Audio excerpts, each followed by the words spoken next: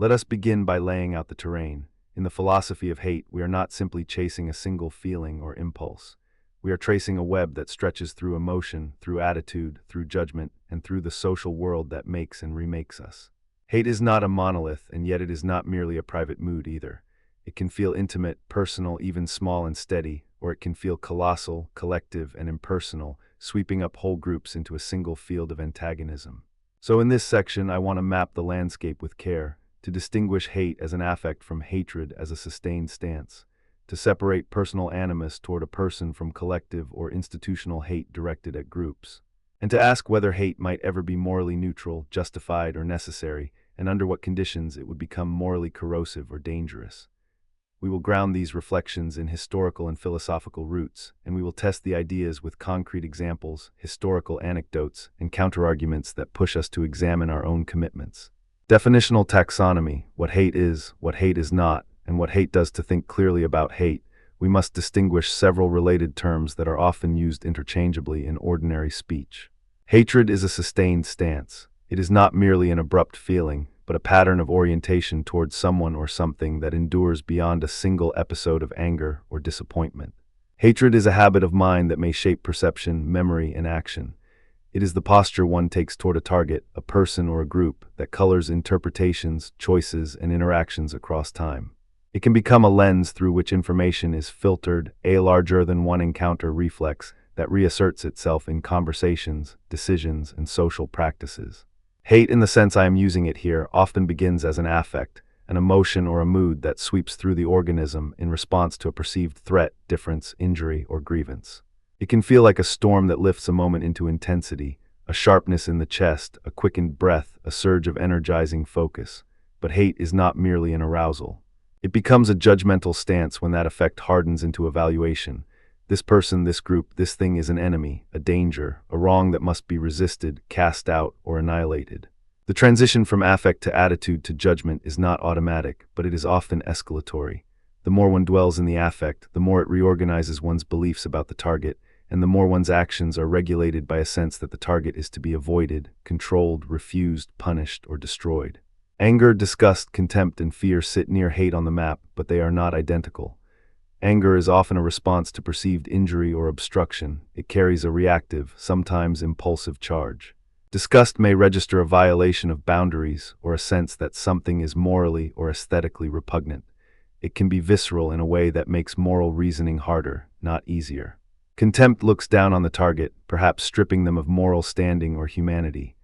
Fear is a protective response to threat that can stabilize into a broader mistrust of the world or of those perceived as dangerous. Hate often requires a more persistent, recurrent pattern, a stable orientation that can survive trials, betrayals, and even the absence of fresh provocations, such that the target remains a standing provocation to one's self-understanding and one's social commitments. There is also a crucial distinction between personal hate aimed at individuals and collective or institutional hate directed at groups. Personal hate is intimate and particular. A long-standing grudge within a marriage, a feud between neighbors, a resentment toward a family member that poisons trust and cohabitation. Collective hate is impersonal in its target. A hate directed at a group, racial, ethnic, religious, national, gendered, or other, where the us and the them frame becomes a social fact, shaping policies, propaganda, and law. An institutional hate, the kind embedded in laws, police practices, or educational curriculums, is hate that has been normalized through institutions, often invisibly altering the distribution of rights and opportunities. In thinking about moral weight, one can ask, does hate ever do moral work that cannot be achieved by other, less enduring passions or by reasoned critique alone? Some will argue that hate is always corrosive because it treats persons as means, as obstacles to one's end, or because it enthrones power by dehumanizing others. Others will insist that hate, or at least hatred as a boundary-setting response, can be a rational defense against oppression, trauma, or grave injustice, a means to stigmatize or resist relationships or structures that threaten the vulnerable. Between these poles lies a spectrum. Hate may be a transient response to an injustice that one has not yet found a fair or humane way to counter, or it may be a long-term moral stain when it becomes the default grammar for reading the world. To clarify the moral question, we need to ask about justification. Can hate be morally neutral? Could it ever be necessary for a good end? And if so, under what conditions would it become corrosive or corrosively transformative? There are arguments in favor of each possibility, and they track back to ancient and modern philosophy. Historical shifts in the concept, from the passions to the moral life, ancient theories of the passions gave early structure to our talk of hate. In the Stoic and Epicurean landscapes, passions, patti, were not simply feelings. They were internal states that could rule or be ruled, either by reason or by appetite. The Stoics, for example, insisted that many passions, anger, fear, envy, hatred, are disturbances that arise when reason loses its sovereignty over the will. Hatred in that frame would be a sign not of a clear-eyed moral perception, but of an unconquered impulse that must be disciplined.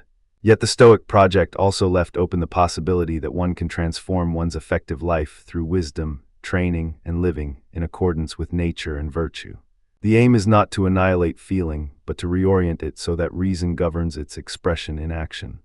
In the Hellenistic and Roman periods, Aristotle's account offered a more textured psychology of the passions.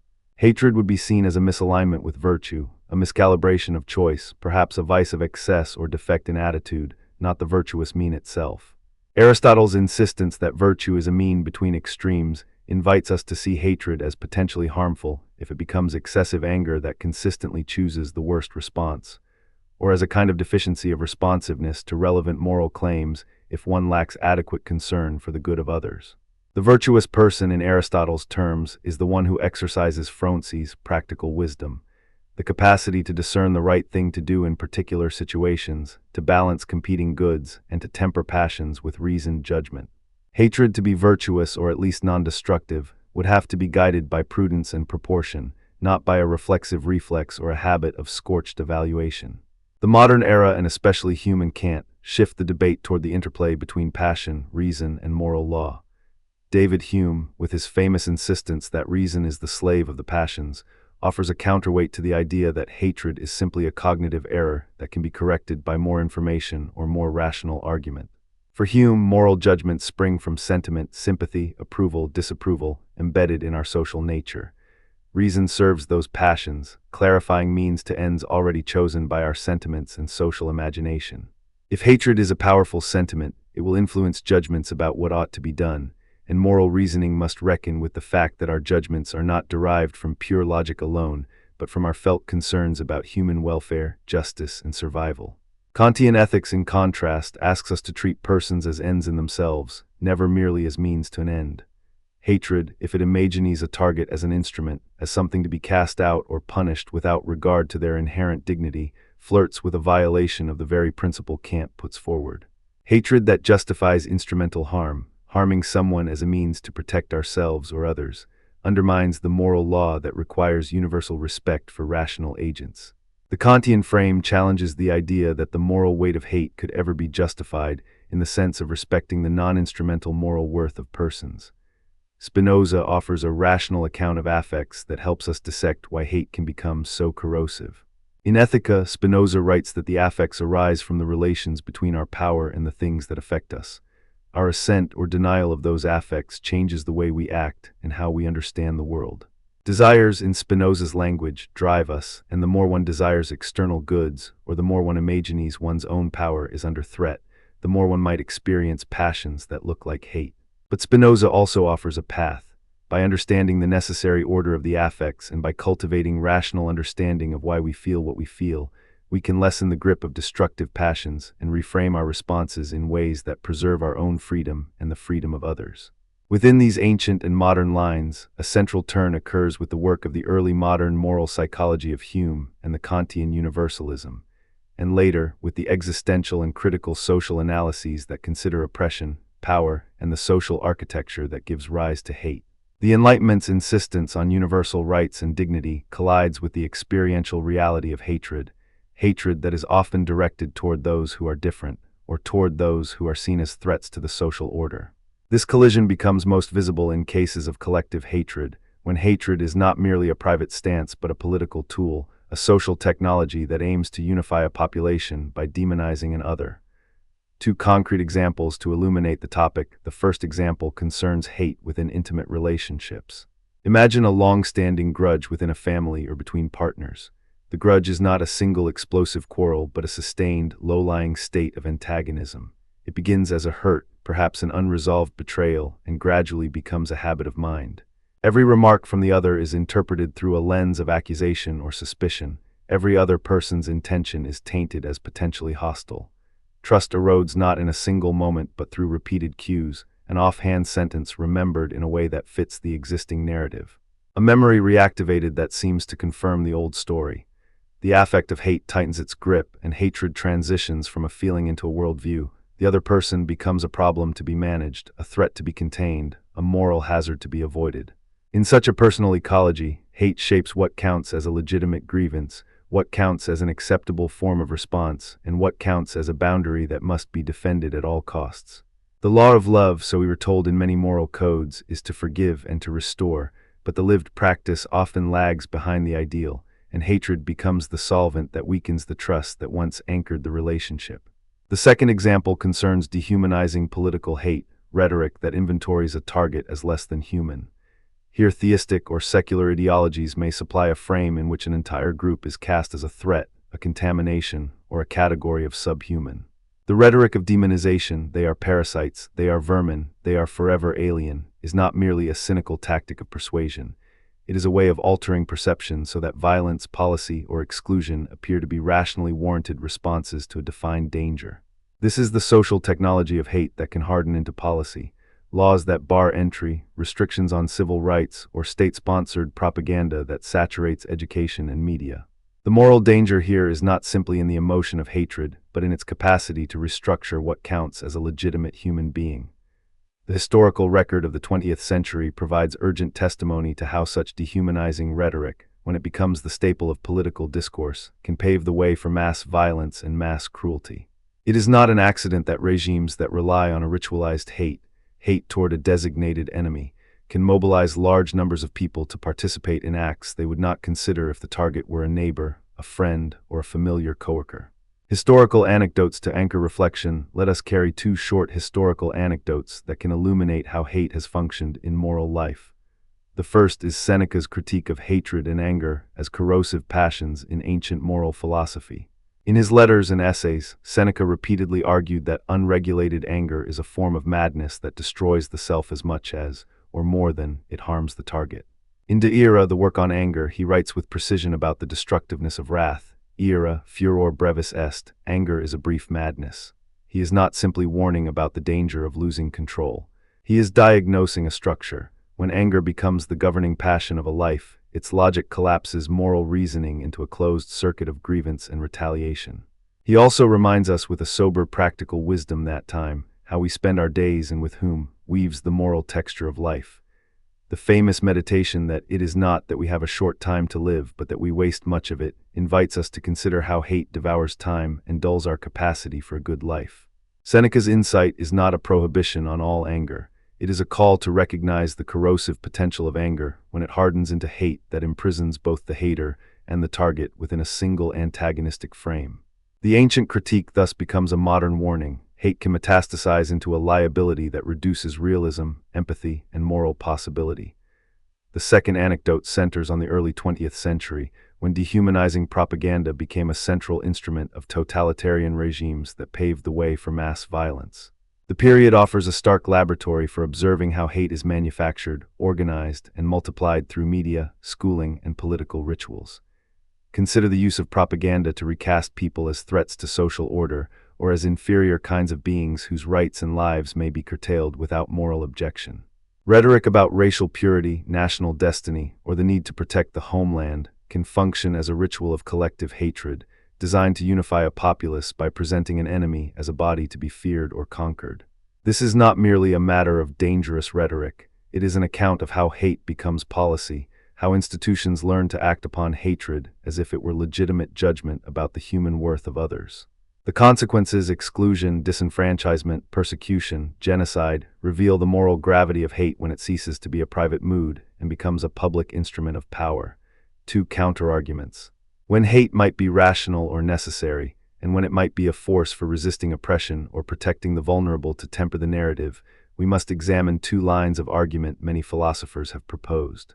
First, hate as rational boundary setting or a response to oppression, threat, or grave injustice. A number of observers have suggested that in the face of extreme injury or systemic harm, a natural, calculable response might be to withdraw, resist, or protect oneself in ways that appear hateful. If a group has experienced ongoing oppression or violence, a boundary that asserts that one's own safety or dignity must be preserved can look like hate. The case is most compelling when the alternative is passive complicity or annihilation of the vulnerable self or community. In these conditions, some might argue, hate serves as a defensive boundary, an ethical starting point for preserving some moral agency, language, and space in which to pursue justice. The danger is that this justification risks sliding into instrumentalism. Once hate becomes a causal condition for action, the line between necessary self-defense and dehumanization blurs. The moral work then becomes a matter of carefully distinguishing legitimate boundaries from domination masquerading as protection. The Kantian concern to respect persons still presses hard here. Even in defense, one cannot justify the instrumentally violent treatment of the other if the other is also a rational agent with dignity. Second, hate as a motivator for resisting tyranny or guarding vulnerable communities. There is a thread in political philosophy and social theory that sees the energy of hate as a mobilizing force for collective action against oppression. In contexts where a group faces systematic eclipse from political power, a form of righteous anger or moral indignation toward the perpetrators of oppression can help to sustain solidarity, bring accountability, and mobilize social movements. This argument emphasizes that hate might anchor moral clarity in the presence of seductions to complicity, appeasement, or denial. Yet even this positive reading must be tempered by vigilance. Does the hate remain directed at the structures of oppression, or does it degrade into in-group hatred that excludes or devalues neighboring or allied groups, or that replicates the very patterns one seeks to resist? The danger remains. Once hate becomes the master narrative, one risks losing moral nuance and becoming blind to exceptions, to the humanity of those labeled as enemies, or to the possibility that other pathways, nonviolent resistance, solidarity, coalition building, could achieve justice without degrading the humanity of the adversaries. Cross-references to other thinkers and ideas, a network for depth to keep the discussion anchored in a broader intellectual landscape. I want to invite you to cross-reference a few central ideas and thinkers whose work adds texture and depth. Aristotle's virtue ethics and the cultivation of practical wisdom, phronses, provide a normative anchor for how to manage passions, including hate, in human life. Aristotle's claim that virtue lies in the mean, and that the virtuous agent is someone who can discern the appropriate response in concrete situations, points us toward a disciplined, skillful approach to emotion. Phronses is not simply knowing what to do in a given circumstance. It's the cultivated capacity to navigate competing goods, to understand when retaliation would do more harm than good, and to choose action that contributes to a flourishing life for oneself and for others. David Hume's moral psychology offers a reminder that our judgments about right and wrong are deeply rooted in sentiment and social sympathy. If hatred can distort our perception and erode our capacity for justified moral condemnation, it is plausible that the origin of moral judgments lies not in abstract reason alone, but in our sensitivities to the well-being of others, our sense of justice, and our affection for community. Immanuel Kant brings a stern demand: respect for persons as ends in themselves. Hate that instrumentalizes or dehumanizes others violates the universal law that one should never treat a rational agent merely as a means. Kant's framework invites us to ask whether hateful attitudes respect the dignity inherent in every person, even those we deem dangerous, wrong, or adversarial. Baruch Spinoza's rational account of affects offers an alternative path. By understanding the natural order of the affects and the causes of one's emotions, one can work to transform one's passions into more tractable, intelligible forces. Reason must illuminate the how and why of one's feelings so that one's actions become less captive to the more destructive patterns of hate and more aligned with an understanding of one's own power to shape one's state of mind. In contemporary debates, Iris Marion Young and Selah Ben-Habib offer lenses for understanding oppression, difference, and inclusion. Young's analysis of the structures of oppression emphasizes that the harm of hate is not just personal, but embedded in social arrangements that constrict the options and life chances of marginalized groups. Ben-Habib's work on inclusion, dialogue, and the ethics of difference invites us to view conflicts across lines of identity not as natural enemies, but as interlocutors in a shared moral space, where genuine recognition is possible even when political or moral disagreements are intense. Cross-cultural variances, how different traditions imagine hate, harm, and justice. Cross-cultural reflection matters because hate, in practice, is never merely a Western abstraction. Different moral grammars, religious illusions, and political histories shape how societies conceive of the boundary between rightful protection and violent exclusion. In some traditions, communal honor or collective dignity may legitimize stronger boundaries against perceived threats. In others, the emphasis on compassion, forgiveness, or the possibility of transformation may steer communities toward restorative or reconciliatory approaches that challenge hate's grip. A cross-cultural lens invites humility. It asks us to attend to the ways in which moral intuitions about justice, loyalty, and the good life can diverge, and it invites us to seek pathways that maintain human dignity across diverse horizons. Literary and cinematic exemplars, different hues of hate. To bring these abstract discussions to life, we turn to two literary or cinematic exemplars that illuminate different hues of hate. First, Shakespeare's Othello offers a vivid portrait of hate's capacity to metastasize within intimate life. The play shows how suspicion, manipulation, and jealousy can crystallize into a venom that poisons trust and corrodes the possibility of genuine relationship. The villain Iago threads a poison of doubt through Othello's mind, turning a friend into a potential foe and a beloved wife into a supposed instrument of betrayal. Here, hate is not abstract, it is intimate, corrosive, and seductive. The texture of hate in Othello reveals how fear, perceived injury, and the fear of losing honor can intensify an impulsive, unreflective judgment about the other. We are reminded that hate can masquerade as loyalty or moral seriousness, yet its consequences are catastrophic for those caught in the web, as well as for the one who harbors it. The tragedy invites us to reflect on practical wisdom, on the need for reliable information, and on the importance of resisting the seduction of counterfeit moral seriousness that hate often wears. Second, George Orwell's 1984 offers a counterpoint, a depiction of hate scaled to national life and institutional structure. The party's ritualistic deformations of truth and identity generate a climate in which citizens learn to hate or pretend to hate the enemy. The rhetoric of enemies, the 2 minutes hate, and the omnipresence of surveillance create a social technology in which hate is harnessed as a unifying force to maintain the regime. The slogans, war is peace, freedom is slavery, ignorance is strength, embed a kind of hate within the language of loyalty. In this world, hate is not merely a private passion. It is a controlled apparatus of power that disciplines minds and channels descent into obedience.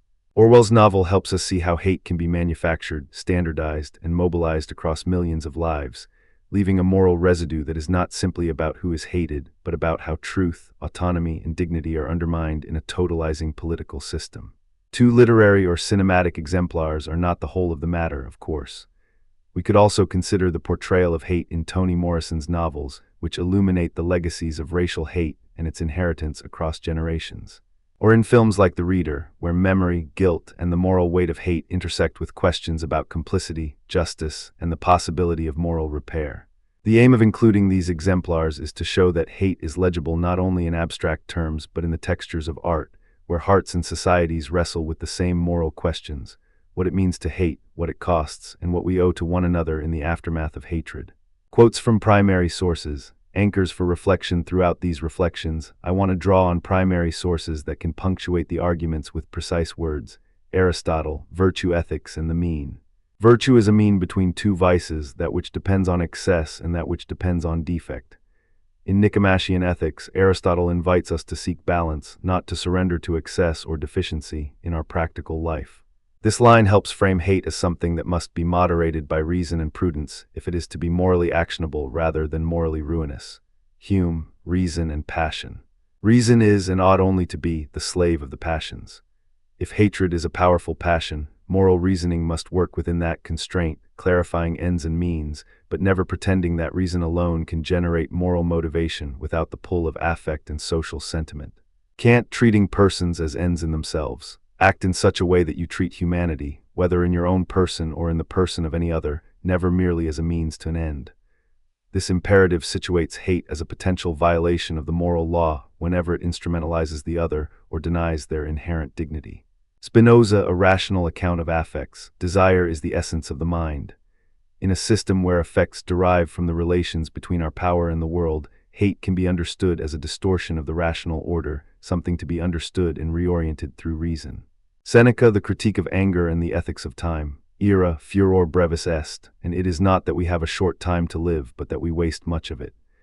Seneca's paradox is that while anger is a natural human response, it becomes a brief madness that can destroy not only the object of hate but the person who hates.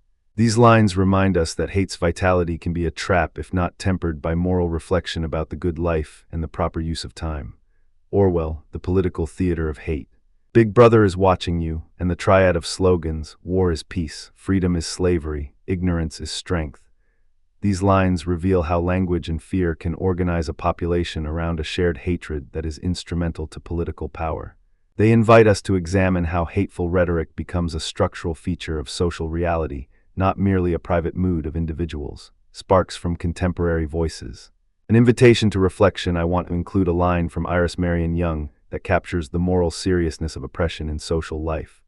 Oppression, in her analysis, is not simply the act of one individual harming another, but a structural condition in which a group's capacity to live freely is constricted by the arrangement of social institutions, norms, and practices. This is a reminder that hate wears many faces. It can be personal, it can be political, it can be structural. Saila Benabib's emphasis on inclusion and the ethics of difference invites us to imagine political and moral life in which disagreement does not demand annihilation of the other, but rather a robust, ongoing engagement that respects the other's human dignity while pursuing justice.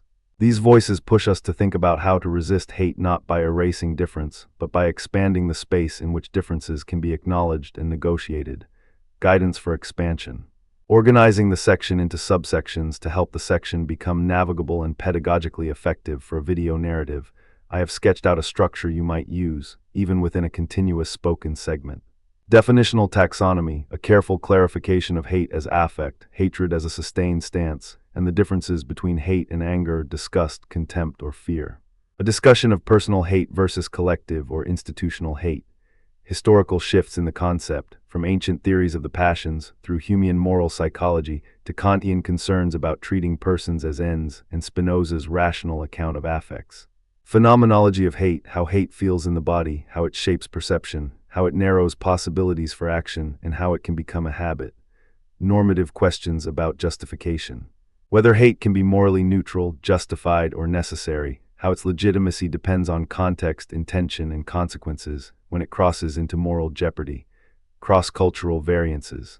How different moral traditions frame hate and responses to threats, how justice and dignity are conceived in varied contexts.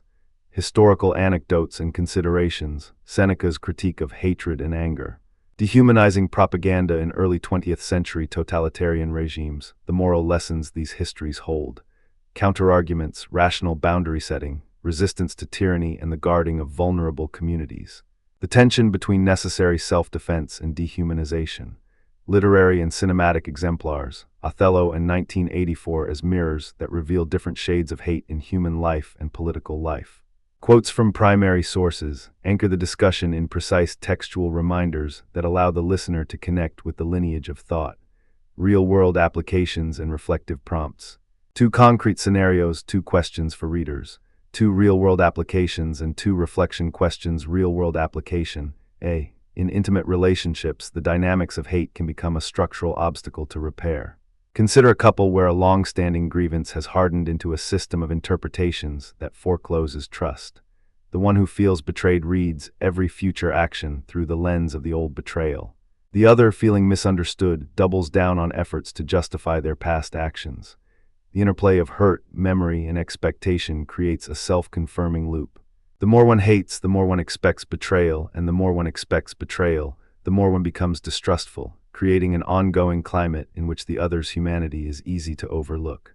Here, the question is not simply whether anger exists, it is whether the hate makes genuine moral progress impossible, whether there is any possibility at all for forgiveness, reparation, or the restoration of trust. The practical challenge is to find a path that recognizes harm, acknowledges accountability, and creates space for re-engagement without erasing memory or pretending that the hurt did not occur. This requires courage, humility, and a willingness to reframe one's understanding of the other's moral agentivity, even when the past remains painful. Real-world application. B. In the arena of politics and public discourse, dehumanizing rhetoric can be a powerful, dangerous tool. It polarizes, simplifies complexity, and legitimizes punitive measures against groups that are labeled as enemies. The question is whether, in opposing a political project that one perceives as harmful, it is possible to articulate moral objections without resorting to dehumanization and without sacrificing the due respect owed to human dignity. This is not a matter of softening the critique, but of elevating the critique to a level where it can be argued, contested, and tested in the open market of ideas, with the possibility of persuasion that is not dependent on demonization.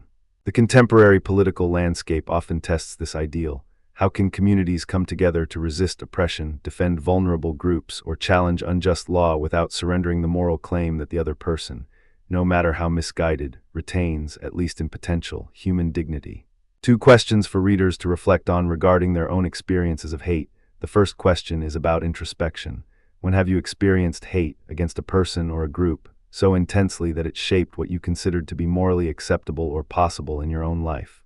What event or pattern created that feeling, and what would it take to reframe your response in a way that preserves your moral agency and your capacity for human connection? The second question asks for practical moral imagination. Is there a situation in which you could pursue justice or protection for the vulnerable without adopting a stance of dehumanization toward others? What would such a path look like in concrete terms? What commitments, institutions, or practices would you need to reorient in your own thinking to resist the pull of hate while remaining steadfast in your commitments to fairness and safety? Cross-references to additional thinkers and ideas for depth to deepen the reflection and connect this topic with broader debates. I invite you to consider how the following connections can illuminate planes of understanding. Aristotle's virtue ethics and phronses. The management of passions requires cultivated judgment, which involves not simply emotional detachment from hate, but the ability to discern when a hateful impulse reveals a moral concern that requires careful handling, and when it signals a collapse of practical wisdom that must be corrected by reason, empathy, and social reflection. Hume's moral sentiments. If hate originates in sentiment and affects moral judgment, then examining the social attitudes that feed that hate, prejudice, fear of difference, the fear of losing status, becomes part of the moral work. Education, conversation, and reform of social structures can alter the sentiments that sustain hate. Kant's universal law and the ends of humanity. If hate violates the universal respect due to rational beings, then the moral life consists in resisting the urge to treat others as mere obstacles or as means to one's own ends, even if those ends appear to be just grounds for self-defense or protection. Spinoza's rational account of affects. The path to greater freedom lies in understanding the causal structures that generate hate. By naming the causes, by elevating rational insight, and by expanding our power to choose how we respond, we can reduce the grip of hate on action. Iris Marion Young and Sayla Ben-Habib on oppression, difference, and inclusion. The moral life in diverse societies requires attention to power imbalances and inclusive practices that allow dissent to be expressed without degenerating into hatred that demeans the other's dignity. Recognizing the structural roots of oppression helps carve out spaces for a more just political life. Additional cross-cultural considerations. The way hate is named and addressed varies across cultures and religious traditions. In some settings, honor codes or collective loyalties might justify protective boundaries against perceived threats. In others, forgiveness, reconciliation, and restorative justice might be valued as higher moral goods. Each tradition offers tools and cautions about how to navigate hatred while preserving human dignity. Two historical anecdotes to keep in view as you think about causes and consequences. Seneca's critique of hatred and anger remains a lasting reminder that hate, if left unchecked, warps both the moral agent and the world they inhabit. The insight that anger is a brief madness invites us to question whether revenge or retaliation is a sustainable or ethical response to injury. Seneca's call to invest one's life with the discipline of virtue points toward a life where the moral energy we invest in opposing harm is channeled not into endless enmity, but into constructive action that respects the humanity of all. The era of mass propaganda in the early 20th century demonstrates how easily hate can be manufactured, codified, and scaled into policy. The use of dehumanizing rhetoric, the manipulation of fear, and the orchestration of mass consent around a common enemy show how hate can become a driving engine of violence. This history is a warning about the seductions of hate when it is harnessed by political power and institutionalized through education, media, and law. It reminds us that defending a just cause requires not only moral clarity about the target of hate, but vigilance about the methods by which we persuade others and organize social life. Quotational anchors, primary sources to hold in mind: Aristotle's virtue ethics and the mean. The emphasis on balance and practical wisdom will help us assess whether hate can be kept within the boundaries of moral deliberation or whether it runs roughshod over the ends of human flourishing. Hume's moral psychology, the recognition that reason serves the passions, deepens our sense of responsibility for the sentiments we cultivate in ourselves and encourage in others, especially when those sentiments have wide social consequences. Kant's universal law, the imperative to respect persons, ensures that hateful attitudes that instrumentalize or degrade others cannot be morally justified in a comprehensive framework of rights. Spinoza's affect theory. The rational comprehension of passions invites us to see hate as a natural, psychological phenomenon that can be reframed or transformed through reasoned understanding of how it arises. Seneca's admonition about anger and the few moments we have to live, a reminder that hate consumes time, energy, and opportunity for more constructive, humane forms of living. Orwell's political fiction. The insights about how hate can be manufactured and channeled by power help us understand the dangers of totalitarianism and the fragility of truth, liberty, and dignity in environments where hate becomes a political instrument. A closing invitation: reflect, reframe, act with care. If you have followed these reflections, you may feel the weight of the topic, but also its opportunity. Hate is not simply a private affliction to be managed in solitude. It is a social force that can shape lives, communities, and even the architecture of justice. The challenge is to cultivate a relationship with hate that neither denies its reality nor grants it moral veto over the dignity of others. The task is to develop forms of response, personal, interpersonal, and political, that respond to harm with accountability, protect the vulnerable without demonizing the implicated others, and pursue justice with prudence and compassion. It is the ongoing practice of learning to see, to hear, and to act in ways that respect the humanity of all while resisting oppression, hatred, and harm. As you think about your own experiences, consider the two questions posed earlier not as threats to your self-understanding, but as invitations to deepen your moral imagination. What is it in you that acts when hate arises, and how might you respond in a way that preserves your moral agency and the humanity of others? When you encounter hate in public discourse, what methods, habits, or institutions could help replace destructive narratives with ones that acknowledge difference without surrendering the dignity of those who differ? The philosophy of hate asks not for certainty or cynicism, but for courage. The courage to look honestly at what hate is doing to you, to others, and to the fabric of shared life, and the courage to choose a path that holds on to truth, justice, and the possibility of genuine reconciliation, even in the face of injury. Hate is not a simple thing. It is not a single brick in a wall, but a furnace that glows in the heart and then casts shadows across a landscape of thoughts, beliefs, and actions. In this section, we will hold up two lenses at once. Hate as an affect, as a visceral movement of feeling that more often than not pushes the will into motion, and hate as a judgment, a held belief about a target that is justified in the mind by reason or its misfires. The goal is not to extinguish the passions or to sanctify every judgment, but to understand how they arise, how they feed each other, and how they might be tempered, redirected, or reformulated toward a more humane set of responses. We will trace origins and triggers, map cognitive mechanisms, examine how reasoning can both inflame and correct hates, and look at real-world examples that illuminate the psychology in stark, concrete ways. We will listen for the voices of historical thinkers who insisted that passion cannot be wished away by mere rules, and we will listen for the warnings of contemporary science about the networks of emotion and judgment that shape our moral life. To begin, let us sketch the terrain. Hate as an affect is the attentional and motivational energy that moves the will toward action, toward withdrawal or aggression, toward loyalty or vengeance.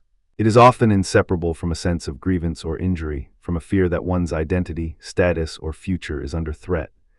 When a person feels that a cherished self-concept or a valued community is under assault, the emotional charge can become intense, even galvanizing. Yet hate as judgment, the view that a target is morally or ontologically illegitimate, dangerous, or unworthy, arises not only from feeling but from a cognitive interpretation of information, signals, and social cues. The two are deeply entangled. Affective states color perceptual processing, while cognitive schemas guide what counts as evidence, what is considered harmful, and what counts as blameworthy. We should pause to name some triggers and the social scaffolding that shapes them. Perceived threat is a primary drumbeat. The sense that one's group is losing status, resources, or prestige can escalate fear and defensiveness. Grievance rides along if people interpret a history of injuries, past humiliations, denials of dignity, or real injustices as ongoing or uniquely unaddressed.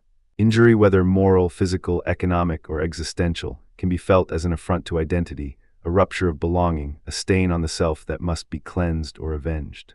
Identity violation is not merely a personal experience, it is social when identities are crystallized into in-groups and out-groups.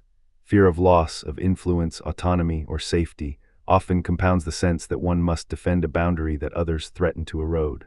In modern terms, social identities mold experiences of us versus them. When we identify ourselves as part of a group with shared values, history, or destiny, threats to the group are felt as threats to the self.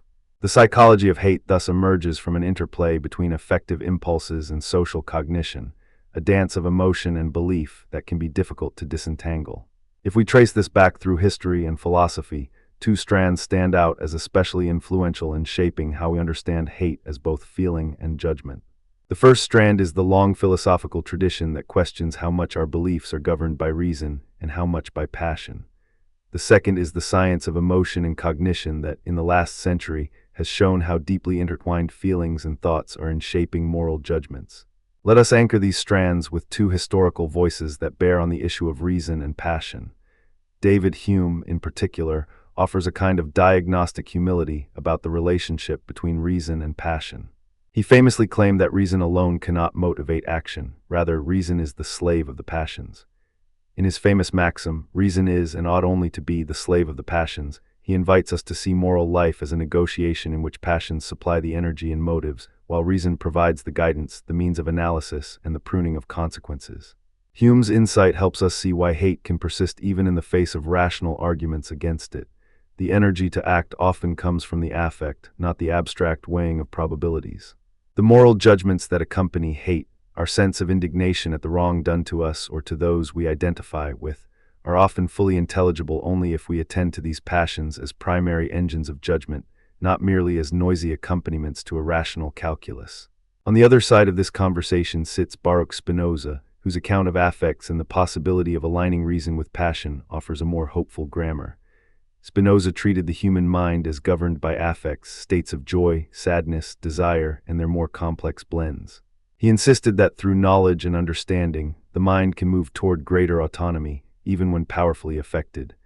He famously claimed that what constitutes human essence is not simply our rational capacities, but also our desires.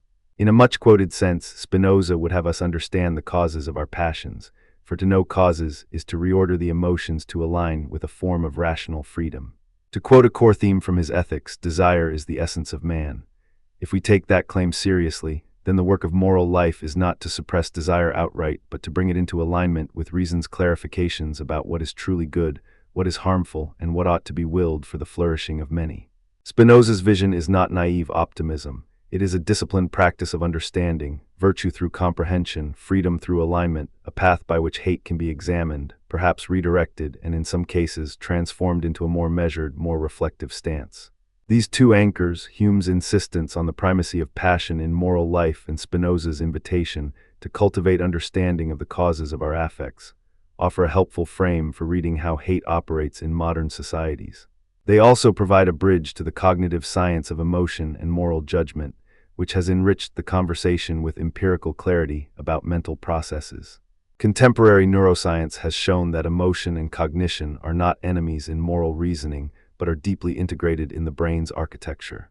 The amygdala may light up in response to perceived threat.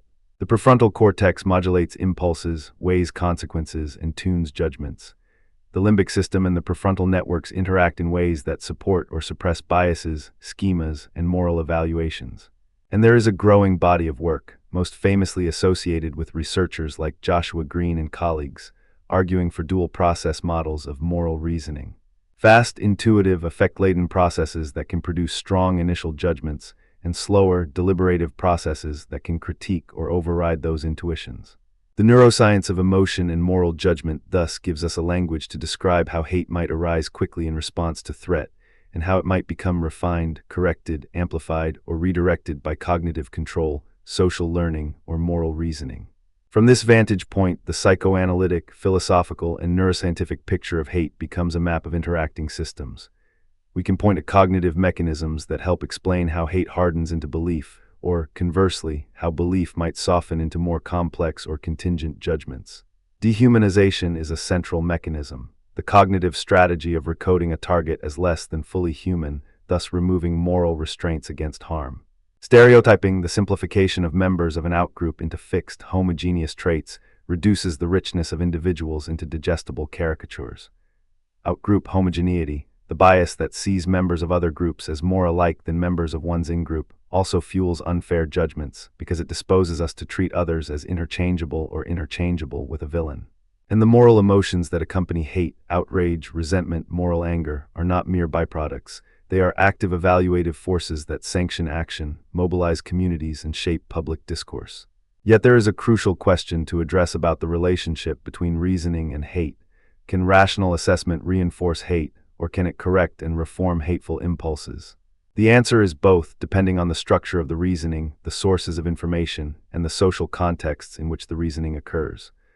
On the one hand, there are forms of reasoning that operate as motivated reasoning or biased assimilation. When a person has a pre-existing identity or ideology, new information is often filtered through that lens. Data that threaten a cherished belief are discounted, while confirming information is amplified. This process can reinforce the sense of grievance or threat and in turn intensify hate. Propaganda frequently exploits this loop. Wartime and political propaganda that dehumanizes enemies to justify harm. This is an alarming but historically well-attested pattern. By presenting the outgroup as monstrous, as less than human, propaganda shifts moral consideration away from universal human rights toward a justification of harm as a rightful defense or even a cosmic necessity. When the cognitive path is paved by dehumanization, rational arguments that merely present contrary facts can struggle to penetrate. The emotional conviction has already done significant work in the moral economy that sanctions violence. On the other hand, reasoning can enter as a corrective force. When people engage in reflective moral deliberation, when they invite counterexamples, question the reliability of their sources, and admit the possibility that their initial judgments might be in error, reasoning can curb the momentum of hate. The cognitive practice of perspective-taking, trying to understand the world from the other person's point of view, can counter dehumanizing impulses. The science behind moral psychology has argued for the value of critical thinking, exposure to diverse experiences, and positive intergroup contact as means of reducing prejudice and the intensity of hateful judgments. In this sense, reason is not merely a stern judge that condemns emotion. It can be a practicer of humility that keeps emotion from outrunning the checks and balances that moral life requires. To illustrate these dynamics, we turn to two robust real-world examples that have become touchstones in debates about hate, cognition, and morality. The first is wartime and political propaganda that dehumanizes enemies to justify harm. The second is scapegoating during economic or social crises that channels collective resentment toward a selected target. In each case, we can observe how affect and cognition interact, sometimes reinforcing each other, sometimes clashing, sometimes undergoing transformation under pressure from institutions, technologies, and social norms. The first example evokes the brutal machinery of total war and totalizing propaganda. In many historical moments, leaders have exploited fear and anger to mobilize populations for conflict, often by recoding an opponent as a threat so existential that many moral constraints dissolve. The rhetoric might be framed as national defense, spiritual purification, or historical destiny, but at its core lies a dehumanization that makes violence seem permissible or necessary. Political propaganda in the 20th century, whether in fascist regimes, authoritarian states, or even certain totalizing nationalist movements, often relied on vivid narratives that cast outgroups as not merely mistaken but dangerous, not merely misguided but biologically inferior, not simply different but morally corrupt. The aim is not to persuade by offering better arguments, but to sear an identity into allegiance with one's own group and into hostility toward an endangerment imagined as external to the group. When dehumanization saturates public discourse, moral imagination narrows. The target becomes a threat, the consequences of harm appear as a reasonable price for security or survival, and the mind's moral calculus bends toward expediency rather than universal human rights. Consider a moment the rhetorical device known to have played a decisive role in some political campaigns. The transformation of a social or political difference into a moral indictment, the construction of an enemy as a mortal hazard to the national body. In such contexts, the cognitive basis for hate, stereotyping, outgroup homogeneity, fear of loss interlocks with affective arousal, anger, contempt, righteous indignation, and is amplified by mass media, propaganda machinery, and bureaucratic structures that normalize hostility. The moral emotion that accompanies hate, outrage at the oppressor, resentment toward the status quo, moral anger at the violation of what is perceived to be rightful order, functions as a fuel that sustains collective action, even when the individual's personal risk is high. The phenomenon is not limited to one era or one political system. It recurs wherever social identities are mobilized, resources are scarce, and threats, real or perceived, are exploited to recruit loyalty and obedience. The second example concerns scapegoating during economic or social crises. When times are hard, societies often search for a target to blame for misfortune. A scapegoat provides a simple causal narrative. Misfortune is caused by someone else, someone who can be singled out, punished, or expelled to restore the balance. This pattern is visible in many historical episodes, from labor strikes and economic retrenchments to refugee influxes or demographic shifts that are framed as threats to the social fabric. The cognitive mechanics, stereotyping of the target, projecting blame onto a single outgroup, exaggerating differences between in-groups and out-groups, create a target that seems manageable within a moral economy of punishment. The affective side, anger about loss, fear for survival, indignation about perceived injustices, gives energy to collective action and legitimizes punitive measures. The moral emotion of justice sometimes becomes a mobilizing banner, even when the underlying policy is unjust or harmful. In such moments, reason faces a stern test. Can it reveal the false causality at the heart of the scapegoating? Can it bring in data about systemic causes? Can it shift the frame from blame to responsibility that includes all members of the society? When reason is properly engaged with evidence, perspective-taking, and structural analysis, it can help reveal how economic pressures, political misdirection, or algorithmic biases contribute to harm without resorting to the elimination or denigration of a targeted group. But the path from reason to reform is precarious. Propaganda and economic anxiety have historically pulled the lever in the opposite direction, and the outcomes can be catastrophic. As we consider these patterns, we should keep a steady eye on the possibility that hate, though destructive, may be grounded in legitimate concerns that require careful moral evaluation rather than blanket condemnation. One counterargument to the blanket vilification of hate is that hate can be a rational response to real harms or threats. If a social order is perceived as systematically disadvantaging a person or a group, the emotional response may be both a signal and a motive for moral attention. Here is a boundary that should not be crossed. Here are lines that deserve protection. This view is not a license to do harm. It is a challenge to moralize away the legitimate importance of values like safety, dignity, and justice. It is a call to examine the causes that generate hate and to respond with proportionate, rights-respecting measures rather than with punitive or dehumanizing policies that simply reproduce harm. Reason, in this light, becomes a tool for distinguishing legitimate protective concerns from reactive hostility, for identifying where personal or communal boundaries should be defended, and by what means that defense can be pursued in ways that respect universal human dignity. The point is not to normalize hate, but to acknowledge that moral life is not a simple ledger. It requires careful moral appraisal of harms, threats, and the contexts in which these emotions arise. A second counterargument to the impulse to suppress hate outright is the claim that emotions provide information about values and boundaries that reason alone might miss. Emotions can signal the moral salience of certain issues, what matters to us, what we are willing to defend, what we fear losing. Reason, if it is only cool calculation, may miss the weight of these concerns or fail to capture the lived urgency of people's experiences. To require the suppression of emotion could be to deprive human beings of a resource that, when properly acknowledged, can guide more nuanced and humane responses. The challenge, then, is not to annihilate emotion, but to cultivate emotional literacy, the capacity to recognize what one feels, to test whether those feelings track accurate information about one's environment, to distinguish legitimate moral concern from unhelpful prejudice, and to align affect with a reflective, evidence-based accountability to others. In this sense, the teaching of philosophy is not a sterile exercise in rational detachment, but a practical discipline aimed at shaping the character and the social world in which emotion and reason can collaborate rather than collide. To deepen the analysis, we can turn to two historical anecdotes that illuminate how these ideas have played out in the lives of thinkers who have reflected on the relation between reason and passion, or on how passions can be better understood or guided.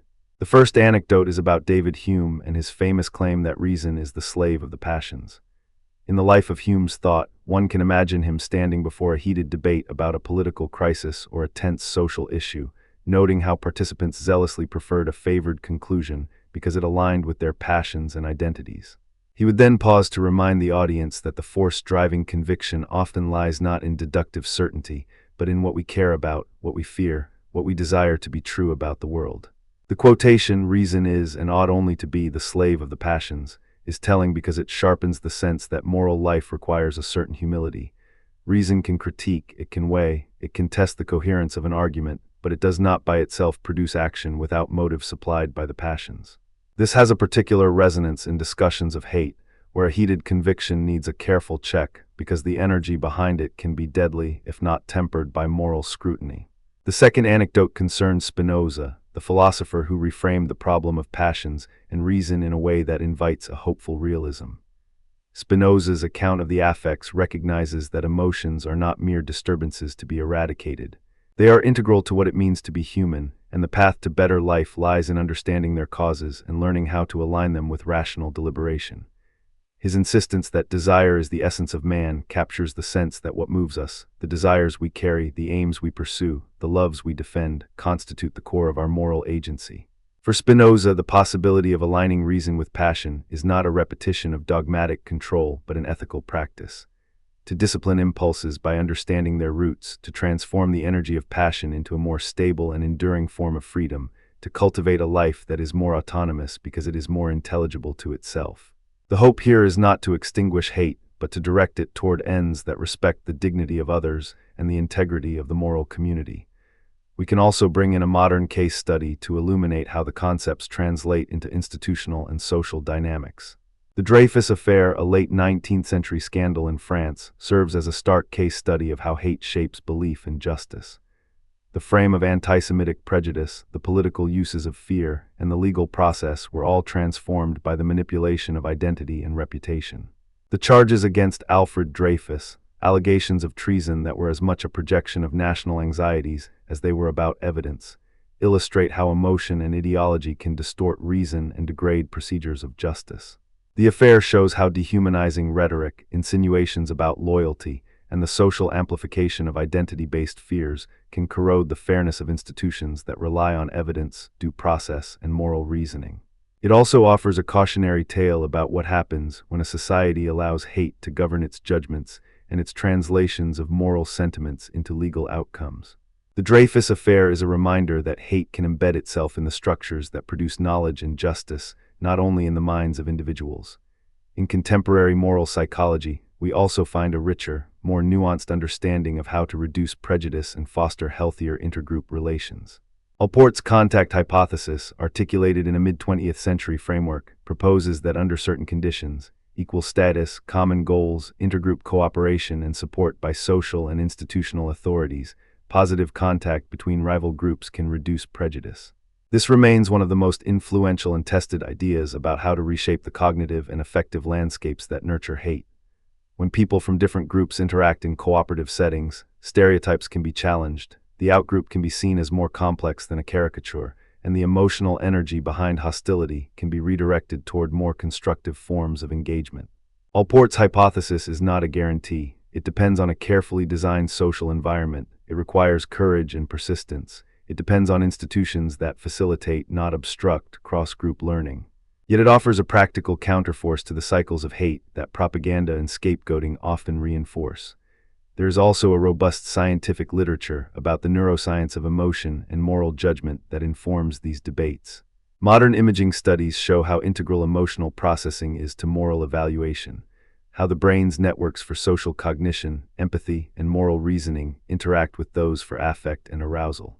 The work of researchers in moral neuroscience, including the influential dual-process models, indicates that moral judgments often begin with fast, intuitive, affect-laden processes and are followed by slower, more deliberate reasoning that can either confirm or revise initial intuitions. This has direct implications for hate. If early affective responses are biased by stereotypes or threat perceptions, subsequent reasoning can either entrench those biases or, through deliberate reflection and information, recalibrate them. Neuroscience also points to the importance of narrative, context, and social meaning. People are more likely to revise their judgments when confronted with counter-stereotypes delivered through credible, empathetic, and non-threatening channels.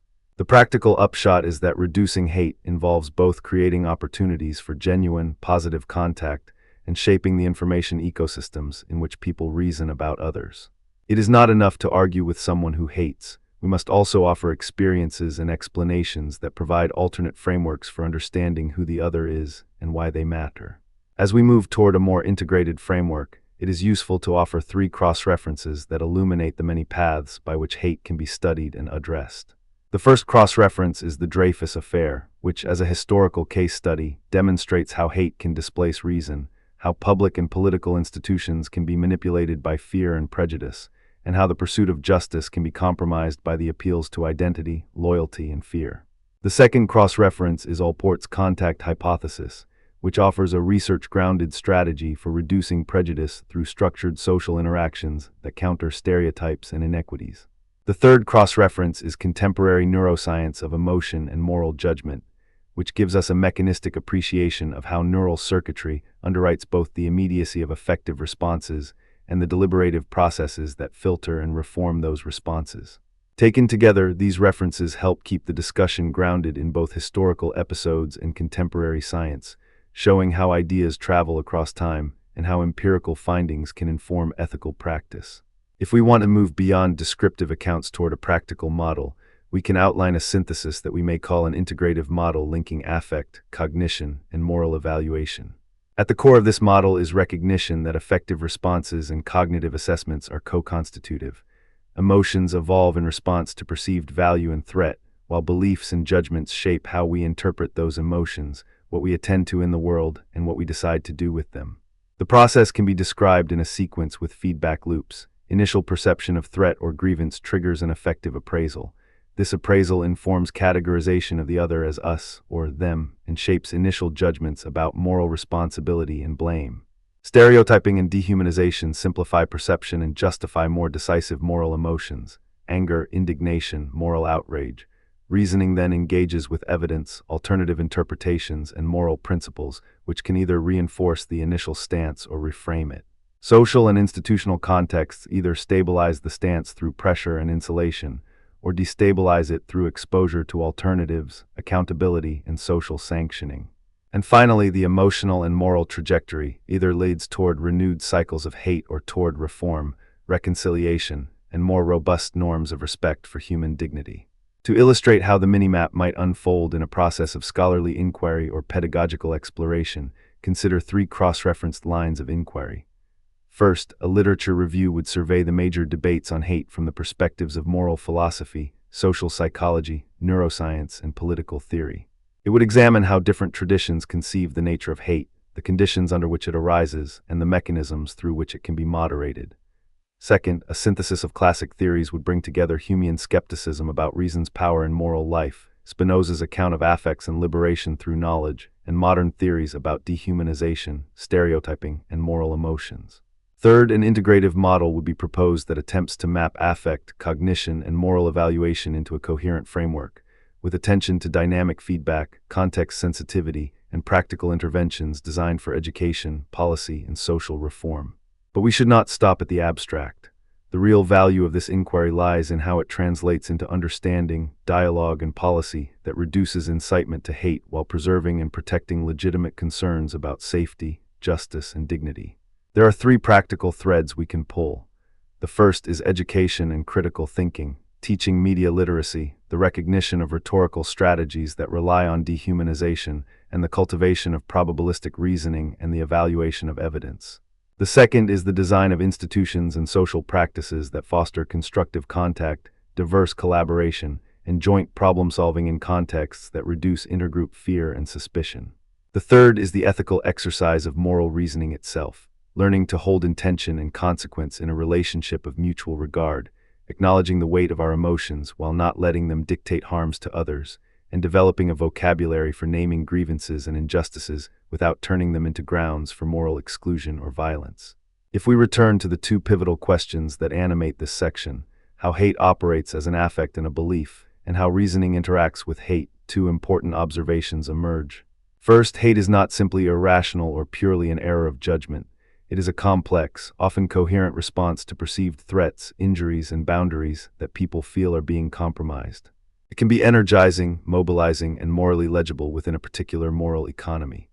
Second, reasoning is not a neutral antidote to hate. It can be turned toward harm or toward reform depending on who controls the narrative, what evidence is given priority, and how the moral imagination is trained. Reason can either reinforce prejudice through selective interpretation or undermine it through exposure to counter-evidence, inclusive narratives, and the demonstration that others share common vulnerabilities and aspirations. To close, let us offer a more concrete sense of how this might sound when spoken aloud in a lecture or a video segment. The audience hears the two epistemic engines, the affective and the cognitive, exerting their pull. The speaker asks, "What fuels your own moral energy? Is it a fear that your house is burning and your neighbors are indifferent, or a conviction about the sanctity of human life that requires you to stand with those who are vulnerable?" The speaker reminds us of the two historical voices, Hume and Spinoza, not as rivals but as complementary guides, one pointing to the primacy of passion in moral life, the other to the possibility of mastering or aligning those passions through understanding. The speaker then invites the audience to consider the social world around them. In school, in the workplace, in online communities, in family discussions, how do impulses toward us versus them animate the conversations we have about those who differ from us? How might we design our environments, through education, contact, and policy, to transform hate's energy into a force for clarity, protection of rights, and empathy? We can test the model with historical and contemporary materials. The Dreyfus Affair provides a cautionary tale about how fear, prejudice, and a political project to preserve a certain social order can distort evidence and weaponize hate. It demonstrates how moral emotions like outrage can become a proxy for justice when they are yoked to a narrative that excludes others from moral consideration. It also offers a sobering reminder that institutions can be compromised when the social climate pushes toward conformity and suspicion. Allport's contact hypothesis offers practical guidance about how to build environments in which intergroup contact can yield measurable reductions in prejudice, showing that social psychology can be a tool not just for analysis but for intervention. Finally, the neuroscience of emotion and moral judgment equips us with a language for describing how and why decisions feel right or wrong in moments of moral urgency, and explains why mere information might fail to persuade if the emotional architecture of the mind is not engaged in a respectful, humanizing way. In sum, the topic of hate as emotion and reason invites a careful, attentive ecology of thought and feeling. It invites us to treat hate not as a single villain, but as a system with streams of affect, cognition, and moral evaluation that feed one another in ways that can either degrade or elevate human life. It invites philosophers to be honest about the power of passion, scientists to map the brain's networks of emotion and judgment, educators to cultivate minds and hearts, and citizens to participate in public life with a responsibility to reduce harm while respecting legitimate concerns and rights. The road ahead is not simple. It is a path of patient inquiry, continuous reflection, and deliberate practice in the art of living together in fragile, interdependent communities. To make this journey practical, here is a mini-map for future expansion that can guide a literature review, a synthesis of classic theories, and an integrative model linking affect, cognition, and moral evaluation. A literature review would survey the trajectories of moral psychology and philosophy that address hate, focusing on debates about the relation between reason and passion, the cognitive processes behind dehumanization and stereotyping, and the social conditions that foster or mitigate hate. It would also attend to methodological debates, how to study hate ethically, how to measure dehumanization, how to assess the effectiveness of interventions like positive intergroup contact, and how to reconcile qualitative and quantitative approaches. A synthesis of classic theories would foreground Hume's skepticism about the supremacy of reason, Spinoza's practical ideal of aligning reason and effect, and the development of subsequent theories about moral psychology, social identity, and emotion. This synthesis would show how the early modern concerns about the passions find new life in contemporary science and social theory, while remaining faithful to the ethical stakes in the questions we have posed. An integrative model would articulate a theory in which affect, cognition, and moral evaluation are linked by feedback loops, contextual sensitivity, and normative constraints. It would describe how the brain's affective systems initiate quick judgments that are then filtered or revised by deliberative processes, how social identities shape the thresholds for action, how dehumanization and stereotyping operate as cognitive defenses that simplify complexity but distort moral perception, and how moral emotions can anchor or challenge actions under the pressure of public discourse, policy design, and collective responsibility.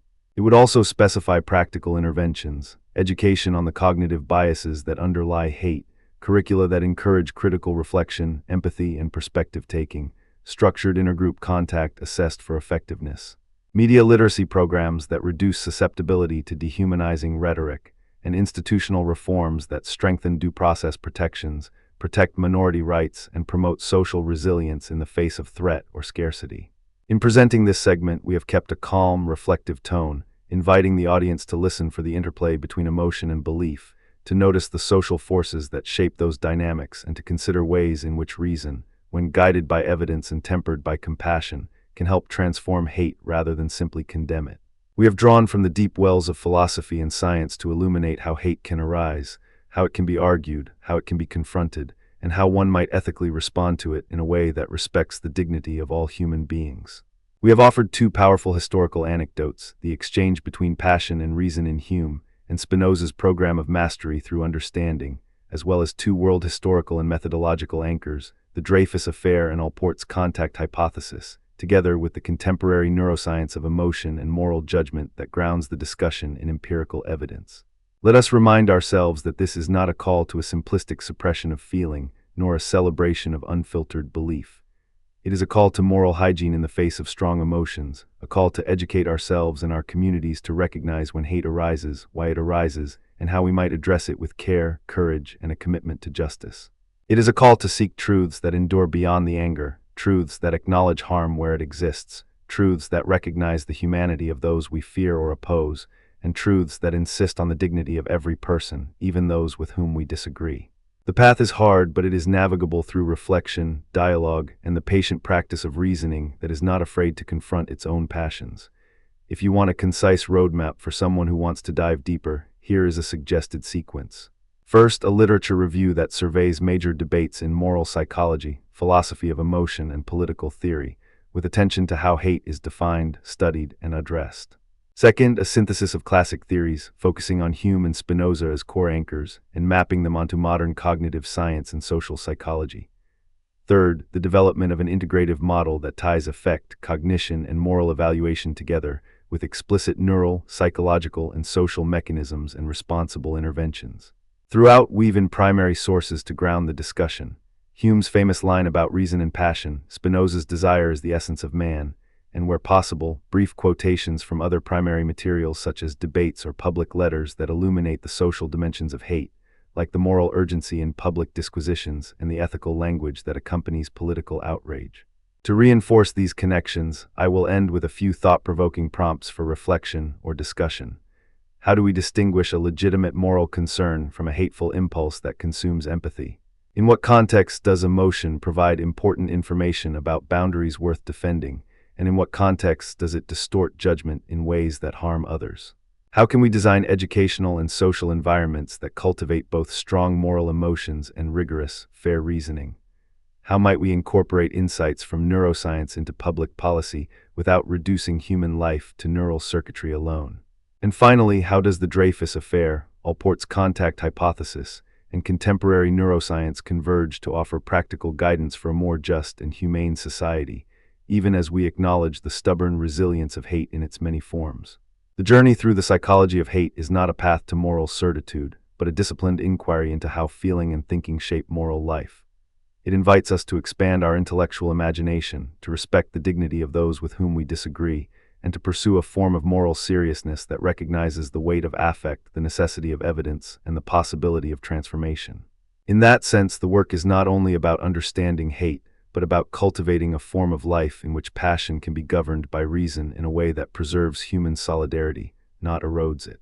If this section accomplishes even a fraction of that aim, it will have served its purpose: to illuminate, to question, and to offer pathways for thinking, careful, patient, intellectually honest, and deeply humane, about hate as emotion and reason, and about the psychology of hate as a window into our shared moral existence. Hate speech sits at a delicate crosswalk between the freedom to speak and the harm that speech can do.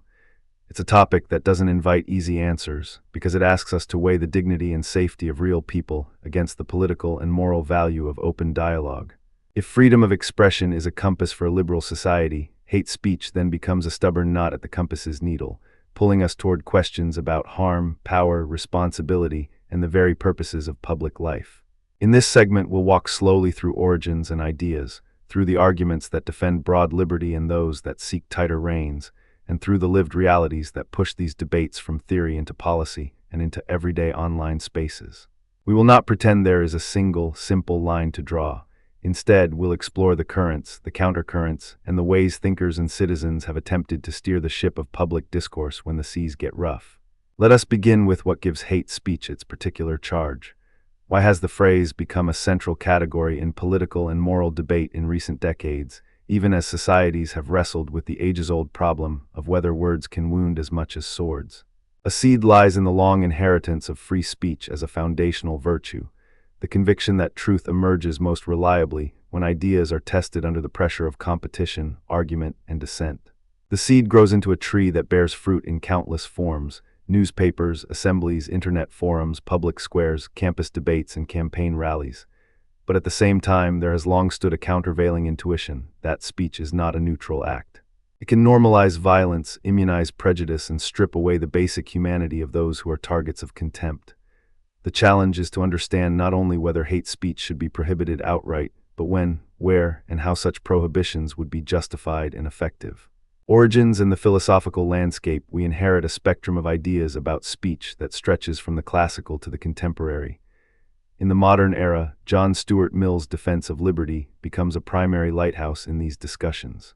In On Liberty, Mill frames freedom of expression as the most potent engine of truth and human improvement. He famously writes that the remedy for falsehood is not suppression, but the exposure of error to sunlight, for the clash of opinions makes truth stronger and error weaker. The passage most often cited runs a little like this: if all mankind minus one were of one opinion, mankind would be no more justified in silencing that one person than he, if he had the power, would be in silencing mankind. This provocative image invites us to imagine a realm where a single voice tries to contest the chorus of the many. If we are serious about the discovery of truth, the argument goes, we cannot suppress the dissenting voice merely because it is uncomfortable or unpopular. The stakes are not abstract, they reach into the everyday speech that shapes how people see themselves and others, and what kinds of actions are thinkable within a political community. Mill's focus is liberty as a primary value, tempered by a practical conscience. Liberty should have elbow room, but not carte blanche to cause harm. From Mill, we move to the more thermally guarded territory of Rawls. John Rawls does not abandon liberty, he reframes it within a framework of justice and political legitimacy. In A Theory of Justice, Rawls anchors the discussion in the insight that civil liberties, freedom of thought, belief, and association, form an essential base for a fair society. He articulates the famous liberty principle: each person has an equal right to the most extensive basic liberty compatible with a similar liberty for others. This is not a bare, literal liberty to say anything anywhere. It is a liberty that must coexist with the equal liberty of others within a just constitutional order. Rawls introduces the idea of reasonable pluralism, the reality that a diverse citizenry will hold incompatible, yet reasonable, doctrines about the good life. If a political order is to be stable and legitimate, it must regulate a space where such pluralism can coexist without dominating others through force or coercion. The upshot for hate speech, then, is not simply a call to protect all utterances in a vacuum, but to imagine how speech operates within a public culture that must treat everyone as a free, equal citizen. The political, not metaphysical dimension of justice, Rawls places that at the center. The rules of the public square must be justifiable to all those who live under them, including those who disagree passionately. Eugen Habermas adds a crucial dimension, the ideal of a rational public sphere. For Habermas, democracy thrives when citizens engage in reasoned debate, free from domination and coercion, in spaces that are accessible to all. The public sphere is not a mere marketplace of opinions. It is a place where public reason can form a consensus that survives criticism and revision. In his formulation, the public sphere is the arena in which something approaching a public opinion can be formed. The ideal, of course, is not that every statement will be accepted or that no offense will occur, but that the process by which beliefs are tested is accessible to all, with equal opportunity to participate, to question, and to argue. When that ideal degrades into a cacophony of shouting, or when power captures the discourse, the legitimacy of the outcome sours. Habermas's contribution is to insist that the form of deliberation matters as much as its content. The rules of participation shape what counts as legitimate speech in the first place. Butler and Foucault complicate the picture by focusing on power, norms, and the social construction of identities. Judith Butler, working within a critical theory framework that foregrounds gender and sexuality, pushes us to see that universal rights are never simply given. They emerge in a contested field of social meanings and institutional practices. Rights can be invoked to defend liberty, but they can also be used to police difference and maintain hierarchies. Butler's concern is that the rhetoric of universality sometimes functions as a veil that covers power relations. Who is included in the category of the speaking subject, who is silenced by the social meanings attached to particular identities, and how protection against harm might itself reproduce social exclusion. If universal rights are to be meaningful, they must be grounded in a politics that recognizes particular histories of marginalization and the need to protect vulnerable voices in the face of dominant narratives. Mitchell Foucault offers an equally robust counterpoint to the idea that free expression alone governs political life. For Foucault, speech acts do not float free from power. They are embedded in networks of power knowledge that produce categories, norms, and classifications. The rules about what counts as hate, what counts as incitement, and who is authorized to speak are themselves products of discourses that regulate who may speak, where, and with what authority. The claim that a given utterance is simply free speech overlooks the fact that our vocabulary, our categories of hate, harm, dignity, insult, has history, contest, and political work. Power, for Foucault, is not merely oppressive. It is productive, it fashions subjects, shapes our sense of possibility, and determines the boundaries of what we call acceptable discourse. In this sense, debates about hate speech become, in part, debates about which discourses hold sway, which forms of knowledge count as legitimate, and how those choices affect social order and resistance. A critical cross-section emerges when we bring Mill, Rawls, Habermas, Butler, and Foucault into a single frame. Mill emphasizes liberty as an engine of truth. Rawls emphasizes the political legitimacy of institutions in a plural society. Habermas emphasizes the procedural ideal of rational discourse as the ground for legitimate authority. Butler and Foucault remind us that speech is not free-floating, but entangled with social power and productive norms. The tension among these views is not merely academic. It lands in the real world in how laws are written, how platforms manage content, and how communities decide what kinds of speech are permissible in public life. The boundaries of expression are not set once and for all. They are continuously negotiated through arguments, court cases, policy experiments, and grassroots practice. Two pathways that illuminate this negotiation are the conceptions of counterspeech and the ethics of moderation. Counterspeech, refuting hate in the very medium it appears, offering alternative narratives and building solidarities, has long been proposed as a morally principled and practically effective approach to reducing harm without resorting to bans. It embodies the democratic instinct that persuasion remains a central tool for social change. The ethics of moderation, whether by private platforms or by states, asks how best to limit harm while minimizing coercion. These discussions bring in not just legalistic arguments but also educative aims. What kind of civic pedagogy do we want to model for our communities? Counterspeech is not a simple tactic. It is a form of civic education, teaching the neck of our public life how to listen, how to critique, and how to reconfigure norms through persuasive, patient, and sustained dialogue. Examples grounded in history and contemporary life to move from theory to living reality, we can anchor our discussion with two concrete threads.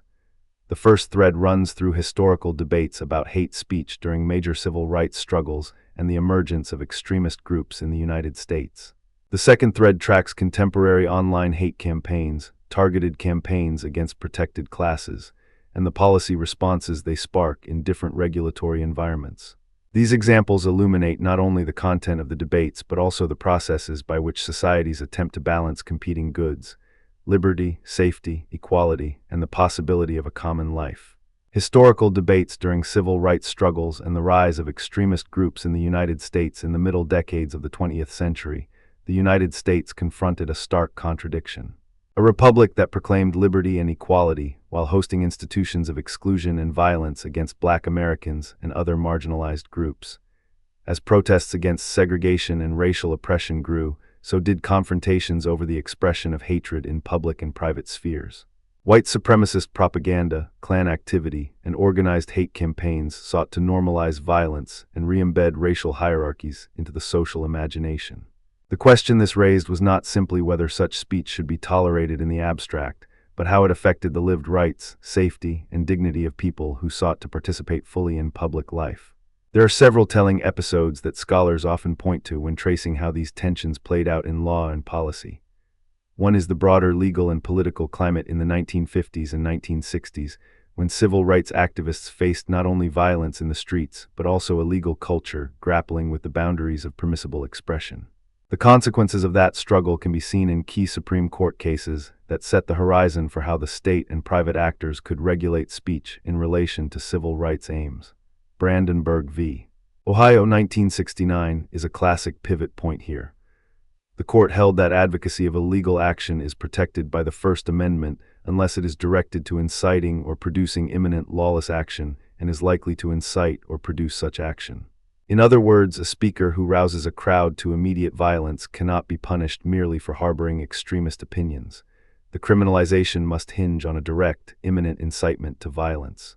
This principle has been cited in subsequent debates about whether protests, rallies, or online exhortations constitute punishable speech. The case is widely invoked to protect a space for political dissent, however abhorrent its content may be, so long as the speaker's language does not cross the line into immediate incitement of violence. At the same time, there were countercurrents in this political landscape, voices that argued for broader limits on hate speech in order to shield vulnerable communities from harm and to prevent the normalization of racist violence. Some civil rights leaders argued that even speech that targets a protected class can contribute to a climate in which violence becomes more likely. These conversations were not simple or settled, they reflected a deeper question. If freedom of expression creates space for the loudest and most aggressive voices, how can a society safeguard the dignity and safety of those who are most frequently marginalized? The tensions in this period laid groundwork for later debates about platform responsibility, community standards, and the degrees to which state actors should intervene in the public square. Another historical thread runs through the post-war European and U.S. development of laws that regulate incitement, hatred, or violence in speech. In the United States, the Brandenburg decision carved out a space for robust political speech, but it did not close the door to regulation for certain kinds of utterances, namely, those that are designed to incite imminent lawless action. Across the Atlantic, the European tradition took a somewhat different path. Germany, with its historical memory of totalitarian propaganda, adopted stringent legal mechanisms to curb incitement and hate speech. The German Criminal Code Section 130, for example, targeted Volksverhetzung, prejudicial propaganda and incitement to hatred against segments of the population. The post-war European milieu also saw a series of policy steps in other nations, including more restrictive approaches to hate crimes at state levels and in some cases the criminalization of extremist organizations and propaganda. The social policy shifts often coincided with the formation of human rights frameworks that recognized dignity and protection for targeted groups as central to social order, even if the precise boundaries of permissible speech remained contested. Anecdotes from this period illustrate how courts, parliaments, activists, and everyday citizens navigated the precarious balance between protecting free expression and offering protection from harm. This history matters because it reveals a pattern. Legal and institutional responses to hate speech do not merely suppress speech. They encode a vision of the kind of public realm societies want to cultivate. They also reveal the challenge of designing policies that prevent harm without turning negative space into a tool of political control. In the United States, the debate has often revolved around the tension between a robust First Amendment tradition and the need to protect civil rights and public safety. In Europe, the memory of fascist propaganda has pushed some nations toward more aggressive postures against hate speech, while other jurisdictions have emphasized the value of counterspeech and civic education as a complement to, or even an alternative to, prohibition. The thread that ties these stories together is the ongoing argument about how to sustain a public life in which minority voices are not merely accepted, but valued as participants in democratic deliberation. Contemporary online hate campaigns and policy responses in recent years, hate has increasingly taken shape in the online ecosystem. The rhythm of daily life in thousands of digital spaces, social networks, messaging apps, forums, comment sections, has created fertile ground for campaigns that target protected classes with hostile, dehumanizing, or stigmatizing content. The scale is new, but the dynamics have long confused and challenged traditional categories of harm, free speech, and platform responsibility. On the one hand, online channels can amplify voices that would otherwise be silenced, or can mobilize communities around a shared target.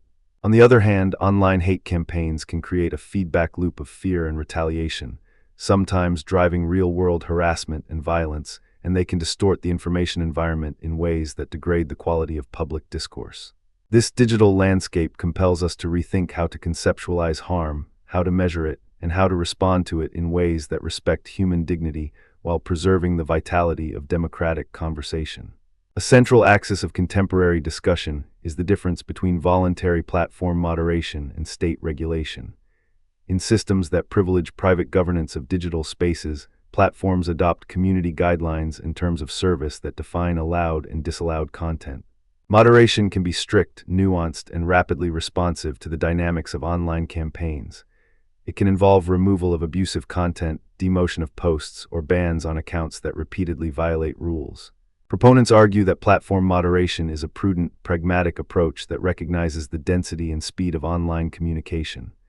They also note that private platforms can operate quickly to limit harm, set standards, and cultivate healthier ecosystems, sometimes with voluntary adherence by users or advertisers. Critics, however, point out that platform moderation can be inconsistent, opaque, or biased, creating a form of private censorship that concentrates power in the hands of corporate actors who may not share a broad public mandate or a democratic ethos. They also worry about the chilling effect, where users self-censor out of fear of mislabeling, or where moderation acts as a gatekeeper that privileges certain political perspectives or social groups over others. In public policy, debates about online hate have moved toward calls for formal state intervention, or at least for stronger regulatory frameworks. Supporters of state regulation argue that when harm is sustained, large, and rapid, and the public square is flooded by dehumanizing content, a transparent and enforceable standard is necessary. They point to laws that criminalize incitement to violence or hatred, or that require platforms to remove content within certain time frames, especially when the content targets protected classes. Critics of state regulation emphasize risks of overreach, potential suppression of dissent, and the entrenchment of authorities who could weaponize laws to silence unpopular but legitimate debate. They raise the specter of what Rawls warned about when he considered the conditions under which political power can be legitimate. If the justification for coercive measures is not compelling to a reasonably conscientious citizen, the legitimacy of the entire order is jeopardized. They also appeal to the idea of counterspeech in education as non-coercive, long-term strategies that strengthen civic culture by elevating the quality of discourse, rather than substituting judicial or administrative censorship for argument. Two important strands of policy development illustrate the complexity of real-world responses. First, we can observe the differences in jurisdictions that rely more heavily on platform governance, often justified by the idea that private platforms have the technical capacity and social responsibility to steward digital ecosystems. In many of these cases, policy nudges, good faith content moderation, transparency reporting, and appeal mechanisms accompany platform rules. The second strand includes jurisdictions that move toward formal regulation or stricter criminalization of certain kinds of speech, especially when it relates to violent incitement or hate crimes. The difference is not a mere legal technicality. It reflects divergent political economies, cultural memories, and political philosophies about the locus of legitimacy in shaping the norms of public conduct.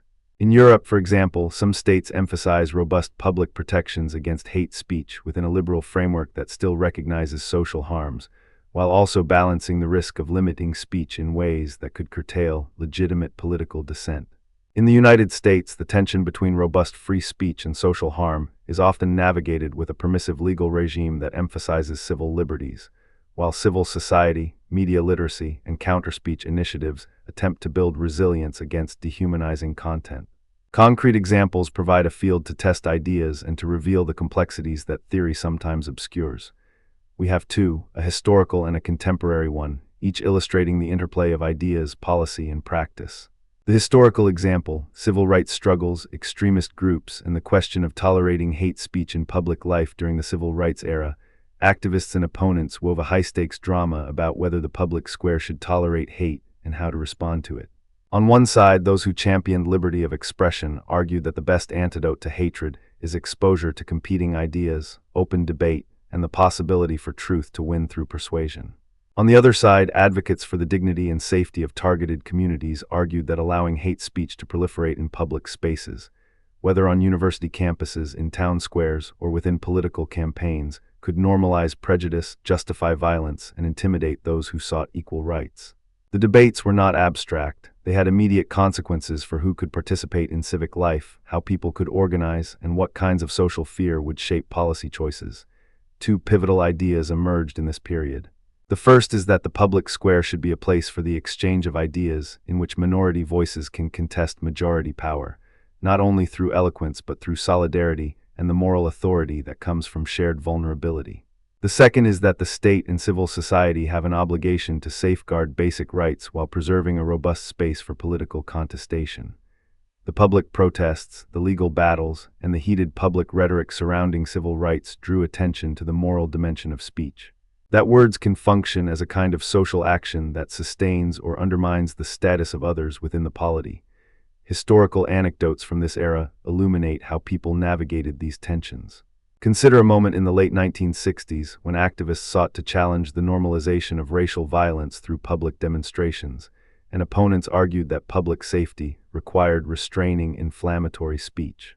In this milieu, the line between speech and influence blurred as crowds gathered, emotions flared, and the legal framework tried to catch up with the social reality. The conversations around whether hate speech should be tolerated in the public square carried with them not only legal questions, but empirical questions about whether toleration of hate speech would advance or hinder the cause of equality. The stakes were not merely about whether a controversial speaker could stand on a podium, but about what kind of political culture the nation would cultivate.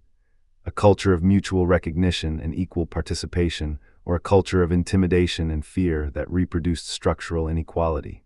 Two anecdotes shed light on the moral texture of this debate. One concerns a campus environment that is now read in retrospect as a site of contest, the tension between free speech absolutism and the call to protect marginalized communities from hostile speech in academic settings.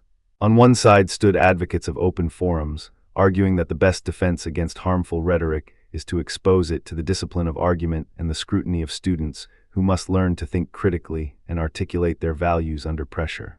On the other side stood students and faculty who described a campus climate in which hate speech created a chilling effect, suppressing legitimate inquiry and signaling that certain identities were welcome only as spectators rather than as equal participants.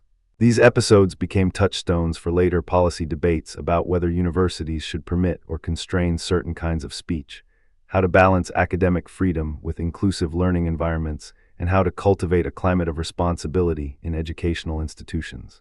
Another anecdote centers on the broader social climate and how this played into evolving law and policy. The civil rights era saw a dawning awareness that law is not merely a tool to punish or regulate behavior after it occurs, but a framework that can shape social norms and expectations. Court decisions, executive actions, and legislative debates gradually built a scaffold where rights to free expression were understood as part of a larger project to secure equal citizenship. This project sometimes required imaginative, even uncomfortable compromises between liberty and protection, between the demands of public safety and the commitments to pluralism. The memory of these debates continues to inform contemporary discussions about how to respond to hate speech in public life, reminding us that the stakes go beyond the ballot box and into the daily practice of civic engagement. The post-war legal architectures and the incitement to hatred, our second historical thread, runs through the development of post-war European and U.S. laws that regulate incitement, with case references and policy shifts that illustrate how legal cultures have tried to translate moral intuition into enforceable norms. The United States, with its strong First Amendment tradition, has generally resisted broad prohibitions on speech, instead drawing precise lines about imminent incitement to violence and true threats. The Brandenburg v. Ohio decision established a guardrail. The government cannot criminalize mere advocacy of ideas.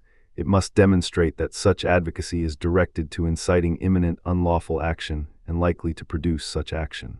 This standard has been invoked in a wide range of contexts, from political rallies to internet posts, to defend a space where political expression can be tested and contested, even when it is odious or dangerous.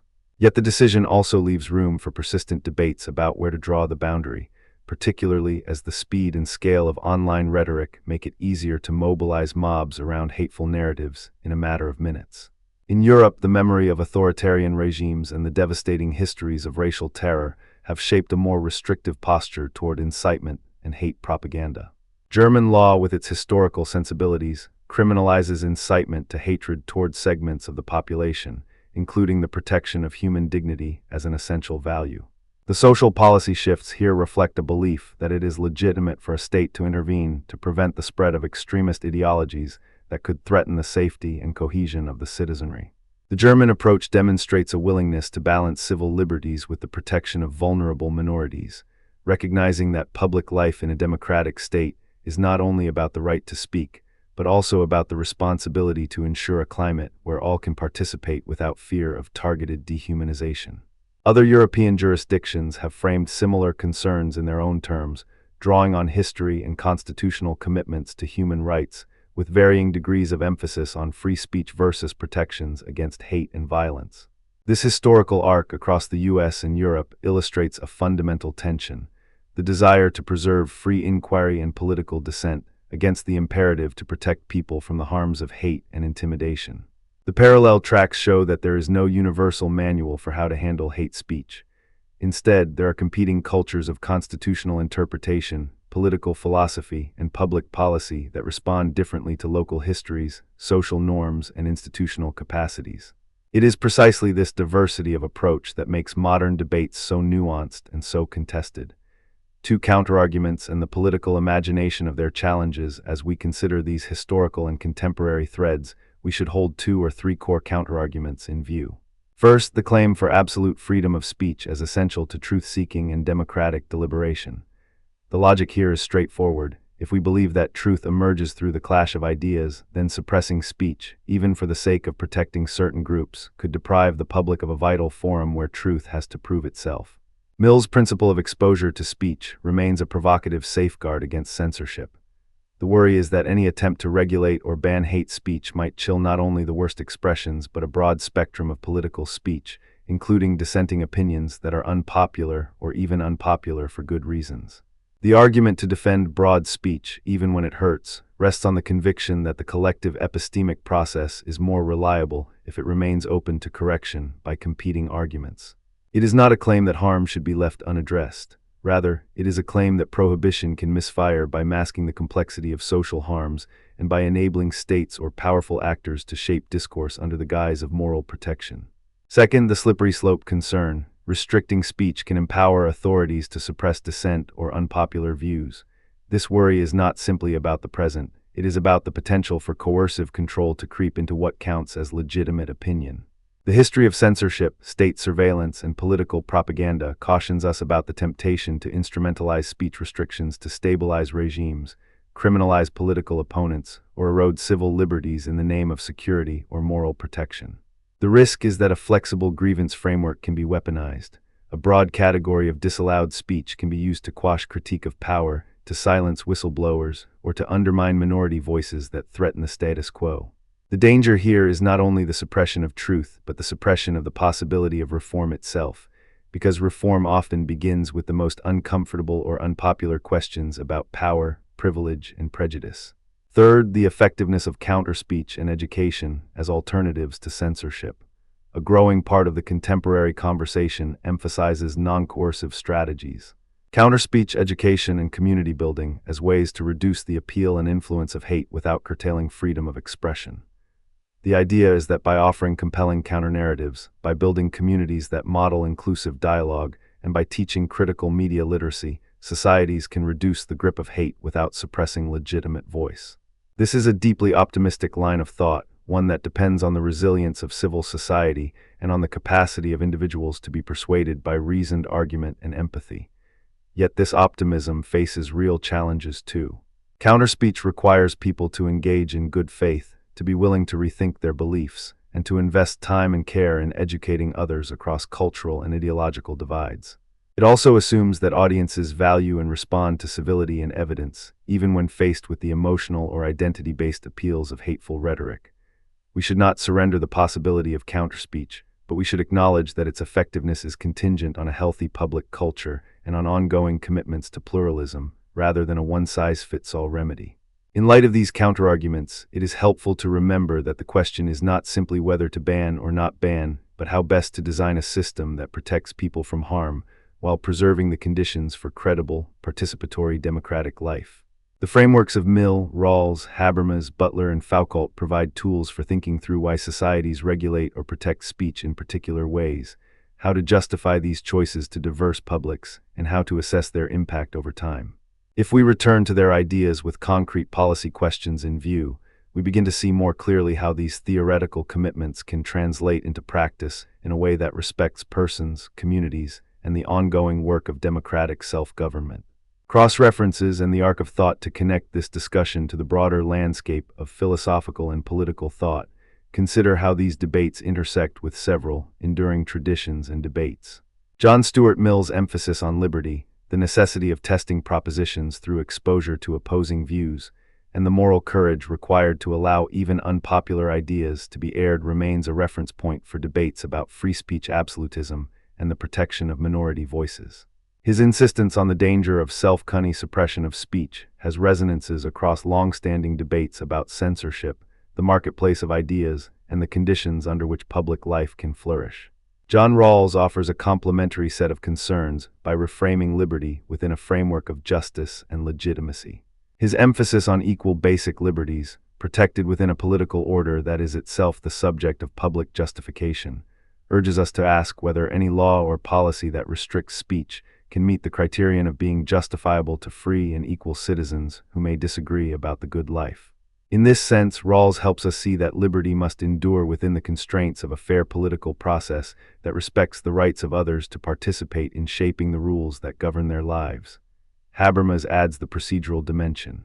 The ideal for speech is not merely freedom to utter, but freedom to reason together in a space where argument, not power, governs the exchange. The ideal speech situation, in which every participant has equal opportunity to speak and to be heard, offers a normative anchor for evaluating policy proposals about hate speech and for distinguishing legitimate coercion from the performative power of persuasion. Judith Butler introduces a crucial corrective to universalistic claims by highlighting the social construction of identity and the ongoing contest over who gets to claim universal rights and how those claims translate into protections for real communities.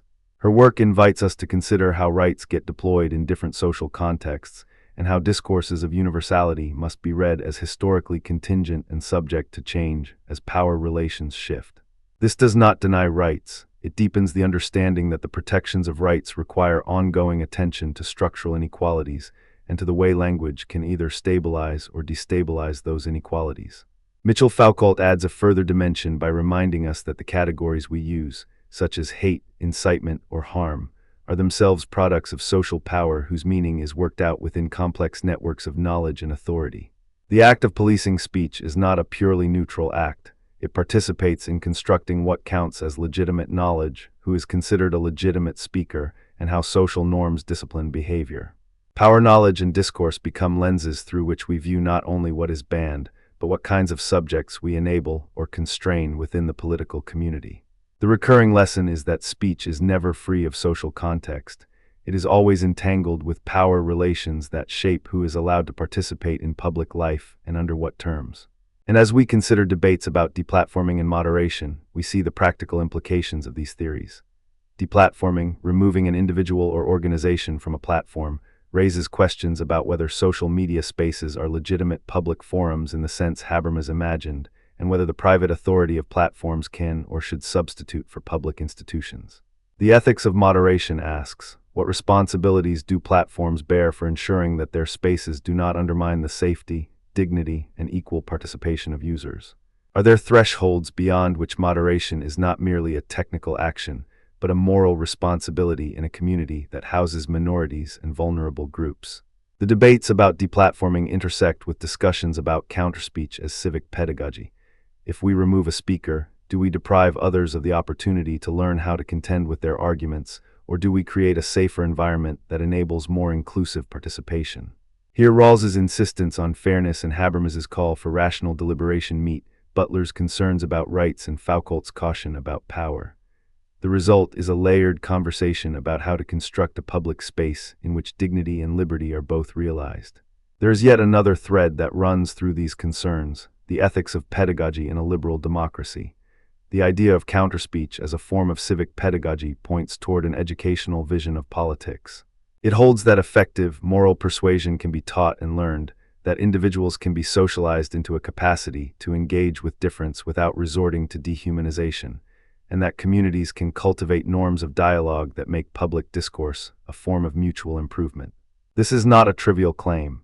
It demands a serious commitment to civic education, to media literacy, and to the idea that schools, universities, media institutions, and civil society organizations share a duty to foster environments in which disagreement can be carried with care, even when it is painful and even when it is provocative. The counter-speech approach in practice can involve more than just rebutting a hateful message. It can entail offering inclusive stories, elevating voices that have long been silenced, and building coalitions across lines of difference to demonstrate that democratic life is possible and valuable precisely because it includes and respects diverse perspectives. Two short, vivid anchors in the present world to keep the discussion anchored in lived realities. Consider two brief anchors from the current landscape. The first is a case of historical memory converging with contemporary policy. The years-long debates about deplatforming and moderation that have unfolded in the wake of extremist propaganda and mobilization online. The question is not simply about removing content. It is about how to maintain an open, pluralistic public sphere while ensuring that platforms do not become engines that amplify hatred and fear. The debate touches Rawlsian concerns about political legitimacy, Habermasian concerns about the quality of deliberation, and Foucauldian cautions about the power structures that govern discourse on these platforms. It also resonates with Mill's emphasis on testing ideas, because many argue that the more we push hateful claims into the open, the more we can expose their fraudulent or dangerous underpinnings. Others worry that the sheer speed and reach of online hate call for more robust interventions to prevent harm. The second anchor concerns the global dimension of hate, which has become a shared concern as online networks cross borders with ease. The same content may be judged very differently in different legal orders, and platform policies may clash with national laws or cultural norms. This cross-border reality raises questions about how to harmonize conventions around free speech, human rights, and public safety. The debates about the universality of rights, whether rights exist in a universal form or are contextualized within particular political communities, interact with Butler's insistence on the social construction of rights and with Foucault's reminder that speech is always legible within power relations. The cross-reference to deplatforming debates and to the idea of counterspeech as civic pedagogy becomes not a theoretical aside but a practical imperative. How can we cultivate a shared culture of responsible expression across diverse legal frameworks and cultural contexts? Two historical anecdotes, added texture. Let me offer two concise anecdotes that illuminate how these debates unfold in real time. First, the civil rights era anecdote. In the heat of the 1960s, as black activists organized mass protests and voter registration drives, opponents argued that allowing protests to include or be accompanied by hate-filled rhetoric would endanger participants and undermine public order. In response, some civil rights leaders framed the struggle as one about equal participation in the political community, insisting that the public square must be accessible to all, even when some voices were deeply hostile.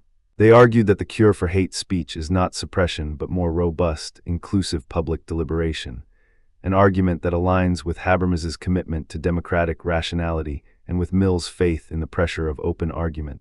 Second, the post-war legal/institutional anecdote. After the war, European nations and the United States began to articulate a more formal set of rules around incitement, speech, and the protection of human dignity. In the U.S., Brandenburg v. Ohio provided a constitutional guardrail that protected much political speech while forbidding direct incitement to imminent violence. In Europe, laws targeting incitement to hatred or violence, such as Germany's Section 130 and related regulatory frameworks, reflected a different balance, one more prone to criminalizing certain modes of expression that incite hostility against protected classes. The anecdotes illustrate divergent legal cultures but converge in a shared concern. That speech is not a mere private act. It has social significance and political consequences that can affect the safety and equality of others. They invite us to compare the different constitutional and cultural temperaments that shape how societies live with pluralism and with the possibility of harm through word. Quotes and primary sources as touchstones. We have touched on several frameworks, and to ground our thinking in the living words of thinkers, here are a few touchstones to contemplate aloud in a reflective moment. John Stuart Mill reminds us that the truth is not guaranteed by silence, but by the courage to speak and to challenge the status quo. If all mankind minus one were of one opinion, mankind would be no more justified in silencing that one person than he, if he had the power, would be in silencing mankind. John Rawls offers a stern reminder of political legitimacy grounded in universal rights and fair terms of social cooperation. In the spirit of his liberalism, one can recall the ideal of liberty as a political good. Each person possesses an inviolability founded on justice that even the welfare of society as a whole cannot override.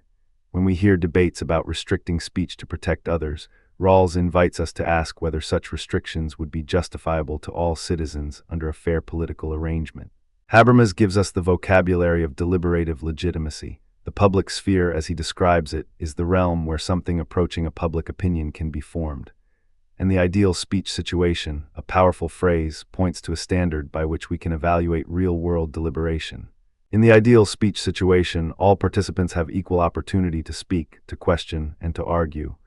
This is not a guarantee of consensus, but a discipline of dialogue.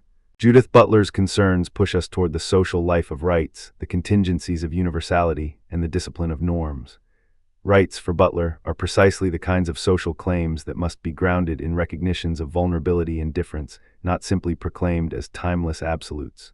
This is why her work often turns the focus toward the social production of identities and the political work of inclusion. Mitchell Foucault's insistence on the power-knowledge nexus in discourse is a prod to attend to what we count as speech at all, and which voices count as legitimate speakers. The famous idea that power is everywhere, and that where there is power, there is resistance, encourages a patient, historical reading of how categories like hate, incitement, and harm are formed, regulated, and contested within power networks. Cross-references for depth to invite further study and a richer sense of the conversation. Consider these cross-references as threads that weave through the discussion, to Mill, Rawls, and Habermas. The debate about the moral and political legitimacy of free speech, the privilege of dissent, and the conditions under which a public should operate when confronted with disagreement. To Judith Butler and universal human rights. The tension between universal rights and the social practices that make those rights meaningful, particularly for historically marginalized groups. To Mitchell Foucault's discourse analysis. The idea that categories of speech are produced by power and knowledge and can be revised by critical scrutiny of who speaks, what is said, and how it is validated. To debates about deplatforming and the ethics of moderation. The question of how to curate digital spaces in ways that protect users without undermining the legitimacy of public discourse or enabling coercive power. To counterspeech as civic pedagogy. A vision of education and public life in which disagreement is used as a tool for mutual learning rather than as a lever for exclusion or suppression. To the idea that law and policy are not moral weather vanes but institutional instruments that shape norms and practices. How can we design legal and policy instruments that reflect a robust concept of equality while maintaining an open, dynamic public sphere? Real-world implications and a contemplative close. As we close this segment, I invite you to reflect on two questions that sit at the heart of this conversation. First, in a world where misinformation, fear, and hate can spread with the speed of a click, what is the responsibility of a liberal society to ensure that all voices can participate in the public life while also protecting people from harm? Second, what kind of public pedagogy do we want to cultivate? One that relies on the discipline of argument, persuasion, and education, or one that leans toward coercive measures that may, in turn, hamper the very freedoms we seek to defend? The answers are not merely doctrinal, they are practical, embedded in laws, platforms, schools, and communities. They require a patience that matches the seriousness of the questions. The aim is not a starker, duller world where speech has become a sterile, sanitized instrument. The aim is a more just world in which speech can be tested, error can be corrected, fear can be named and addressed, and the vulnerable can participate in public life not as objects to be protected, but as fully valued agents in a shared civic project. The philosophical traditions we have traversed, Mill's liberty, Rawls's political justice, Habermas's rational public sphere, Butler's critique of universal rights, and Foucault's insistence on power knowledge, offer different tools for envisioning this world in different pathways to the same end. A public life in which truth, dignity, and democratic vitality can coexist with the real, stubborn harms that words can cause. As we move forward in this series, we will return to these frameworks with case studies, debates, and practical policy analyses. We will explore how the ideas discussed here can inform contemporary debates about platform moderation, online safety, and the limits of expression in a pluralist society.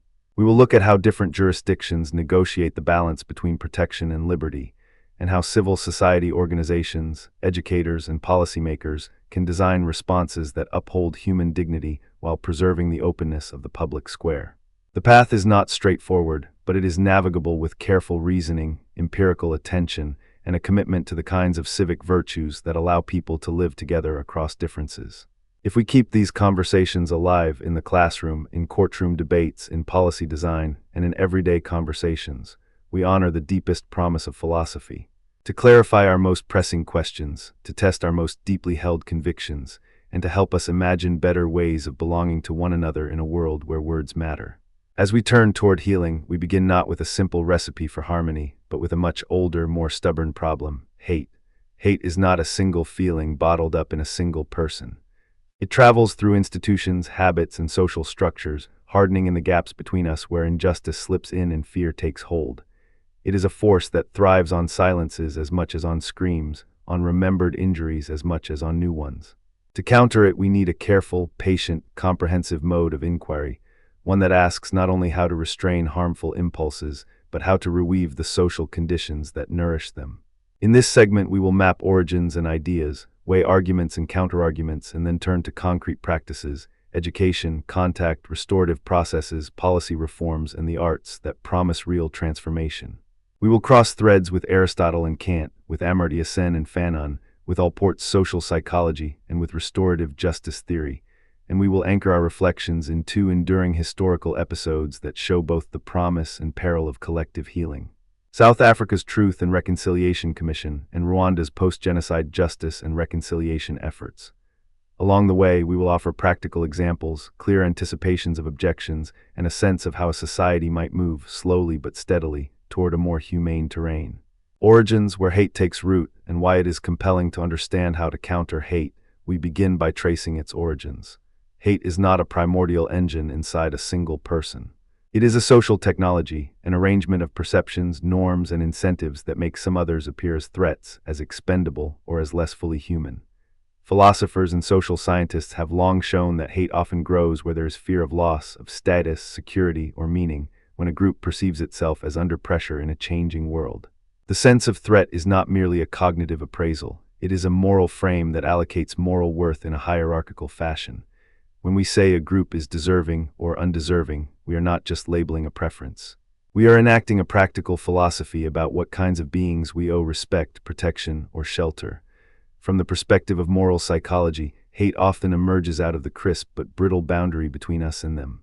The in-group takes on a comforting clarity. We are the rightful carriers of a culture, a tradition, or a set of norms. The out-group becomes a source of risk, contamination, or moral distraction. The boundary becomes a frame for action, the frame in which mistake is a betrayal to be punished, difference a defect to be corrected, and difference-making information a threat to be suppressed. These dynamics can be explicit: a hate speech rally, a political conspiracy, a policy that targets a minority, or they can be implicit: educational gaps, normalization of stereotypes, or everyday microaggressions that accumulate like sediment at the bottom of social life. In tracing origins, we encounter a conversation that spans ancient and modern worlds. Aristotle's Ethics, for instance, prescribes a cultivation of character through habituation. If virtue is the mean, and if character forms the judgments we act on, then hate can become not merely an impulse but a settled trait, a habit reinforced by a social ecology that rewards in-group loyalty and punishes cross-boundary empathy. The classic phrase, often paraphrased as virtue being a mean, invites us to consider what happens when social life rights the scale toward excess or defect. If social virtue tilts toward a rigid boundary, then actions that harm the other can appear as necessary protections rather than wrongs. In a parallel line, Kant's imperative puts a different light on the matter. If we are to treat humanity as an end in itself, then hate undermines that very premise by recoding a person's life into a mere means to an in-group goal. The moral law in Kant's sense asks us to respect the bounded dignity of every person, even when we fear or distrust them. That demand is aspirational, demanding, and often in tension with political rhetoric or existential insecurity. Yet it offers a moral compass that refuses to let hate settle into a convenient justification for action. The psychology of hate also intersects with the arguments of a more recent and expansive thinker, Amartya Sen, who urges us to see development and freedom as entwined. When societies hinder the development of capabilities, speech, education, movement, opportunity, they create spaces in which hate can thrive. If people are constrained from pursuing their lives in meaningful ways, if the social checks on prejudice are weak, then hate becomes a substitute for real capabilities. The claim is not that people are born hating, it is that conditions make hate more likely to appear as a rational response to deprivation. Sen's insistence on freedom as both the means and end of development reframes hate as a problem of justice and opportunity, not only a question of feeling. Frantz Fanon offers another powerful lens, especially for post-colonial contexts. He draws attention to how violence and decolonization shape perception, subjectivity, and possibility. In his analysis, hate is not only about interpersonal animus, it is embedded in historical violence, structures of domination, and the psychic injuries that follow from oppression. He reminds us that healing cannot be achieved by erasing history, but by facing it, naming it, and reconfiguring relationships of power through collective work. In his sharper moments, Fanon argues that decolonization, for all its promise, must navigate the thorny terrain where violence and justice intersect. The long view in his voice is that genuine transformation requires a sustained reckoning with history and a reimagining of social bonds that can resist relapse into new forms of domination. These threads lead us to a broader point. Hate is not simply a private state of mind, but a public problem with structural and cultural dimensions. It is reinforced by economic inequality, political polarization, media ecosystems that sensationalize difference, and institutions that encode prejudice in law, policy, or practice. The seeds of hate lie in fear, but the soil is cultivated by social arrangements that reward exclusion and punish empathy. If we want to move toward healing, we must attend to both the individual dispositions and the social structures that shape them. Key thinkers and the core arguments around countering hate let us turn to the thinkers whose voices have given us a practical scaffolding for countering hate. They offer distinct angles, moral philosophy, social psychology, political theory, and justice-centered reform that together yield a robust approach. First, Allport in the social psychology of contact. Gordon Allport's The Nature of Prejudice reframed the conversation about prejudice by proposing a pathway. Contact under certain conditions can reduce prejudice between groups. The core idea is deceptively simple. When people from different groups interact on equal terms, in settings that require cooperative goals, and in a context that tolerates equality and shared humanity, stereotypes erode and trust can grow. The conditions aren't magical: equal status within the contact encounter, common goals, intergroup cooperation, and institutional support. Allport was careful to note that contact can backfire if these conditions aren't met. Competition, ambiguity about roles, or coercive settings can inflame rather than reduce hostility. The Jigsaw Classroom, a later school-based program built on Allport's theory by Elliot Aronson, provided empirical confirmation in classrooms. Students must depend on one another to succeed. They must see each other as competent partners, and the social norms of the classroom have to support equity. The result is not simply less prejudice, but a richer form of social learning. Students learn to listen, to explain, to negotiate, and to see each other as necessary partners in a shared task. Second, Aristotle's virtuous practice and Kant's moral law supply a normative anchor. Aristotle's claim that virtue is a mean invites us to cultivate dispositions that balance courage, empathy, and justice without sliding into harshness or indifference. The Virtue Ethics Project asks us to become the kind of people who respond to difference with reasoned generosity, who practice temperance in the face of fear, and who cultivate friendships that include the other as a legitimate part of a good life. The practical counterpart is Frantzi's practical wisdom, the know-how to navigate situations with good judgment, not a rigid rule, but a sensitivity to particulars and contexts. In the domain of hate, Frantzi's would guide us to recognize when a policy or a social cue feeds fear or fosters solidarity, and to choose the path that sustains human flourishing across groups. Kant, by contrast, offers a non-negotiable principle: treat humanity as an end in itself. His imperative functions as a strict corrective to expediency. If a political project promises safety by sacrificing the dignity or autonomy of others, it cannot pass the test of moral legitimacy. The power of Kant here is not that it makes hate disappear overnight. It is that it binds our justification of social practices to a universal ethical standard. It is a guardrail against the seductive appeal of scapegoating and instrumental violence. It is not a policy program by itself, but a persistent reminder that any approach to countering hate must reckon with the moral status of all persons and must avoid reducing people to tools in a larger project. Amartya Sen steps into the conversation with a lens of justice and freedom. He invites us to see the harms of hate as constrained capacities, the ability to express oneself, to participate in civic life, to imagine oneself as a contributor to social goods. When a society produces or tolerates hate, it curtails capabilities. For some, the freedom to move about in the world without fear. For others, the freedom to raise a family with dignity. For all, the freedom to pursue education, work, and meaningful relationships. The capabilities approach reframes the debate from merely reducing negative attitudes to expanding real opportunities for people to live flourishing lives. In that sense, social justice is not a rival to moral education, but a prerequisite for it. Frantz Fanon adds a historical and political heft to the discussion.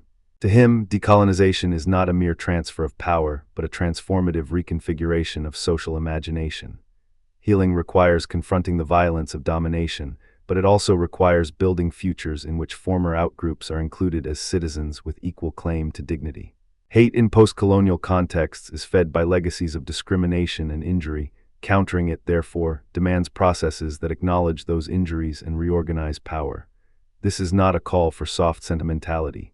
It is a call for deliberate political and moral work that includes truth-telling, accountability, and opportunities for genuine social participation.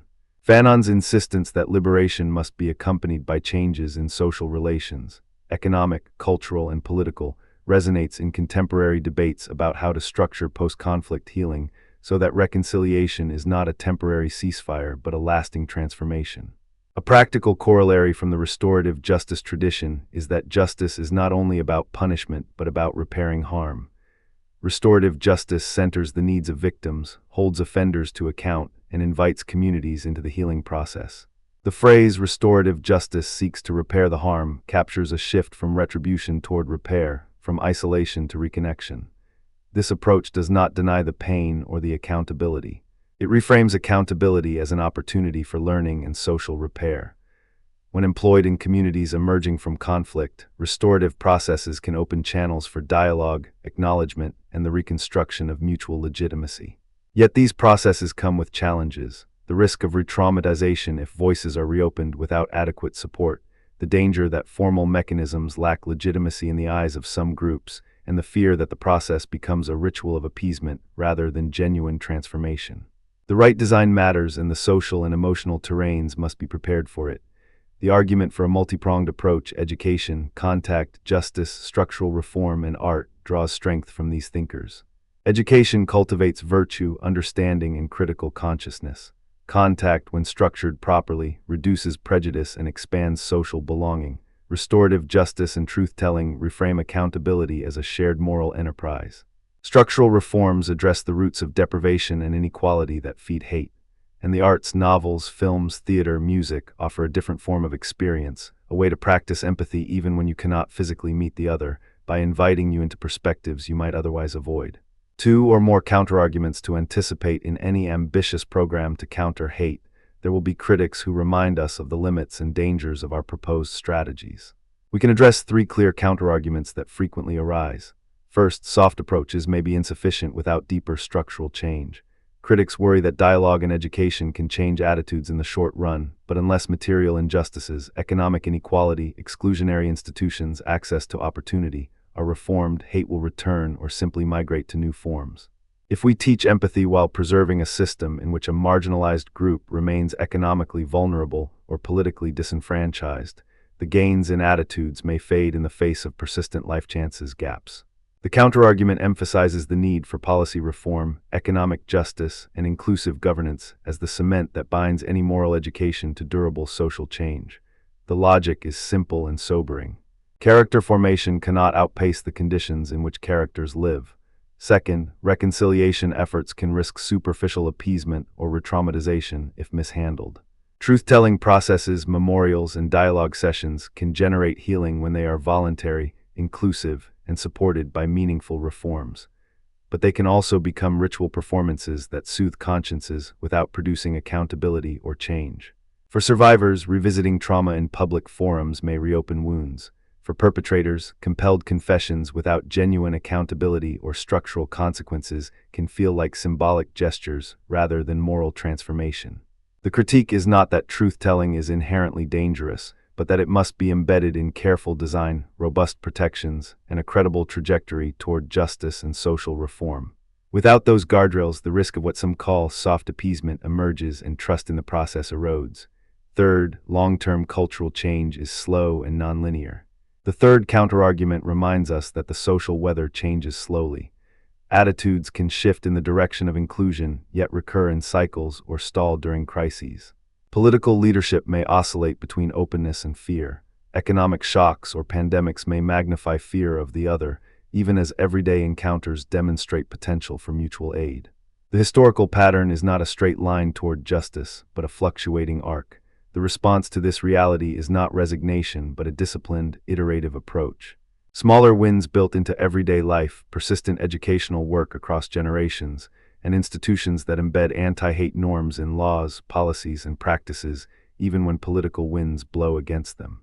In short, the arguments for a comprehensive approach are strong, but we must be honest about limits, design for resilience, and build systems that can absorb shocks while continuing the work of transformation. Real-world applications, prevention, transformation, and everyday practice. A central aim of this segment is to connect high-level philosophy to concrete, replicable practices in the world. We can articulate prevention and transformation through 5 broad channels: education and critical media literacy, intergroup contact and cooperative endeavors, restorative justice and truth-telling processes, structural reforms to reduce discrimination and inequality, and the arts as vehicles for perspective-taking and moral imagination. Each channel complements the others, and each can be pursued at scales from classrooms and neighborhoods to national policy. Education that builds critical media literacy and empathy. In the digital age, hate often travels quickly through social media, algorithmic amplification, and cherry-picked information silos.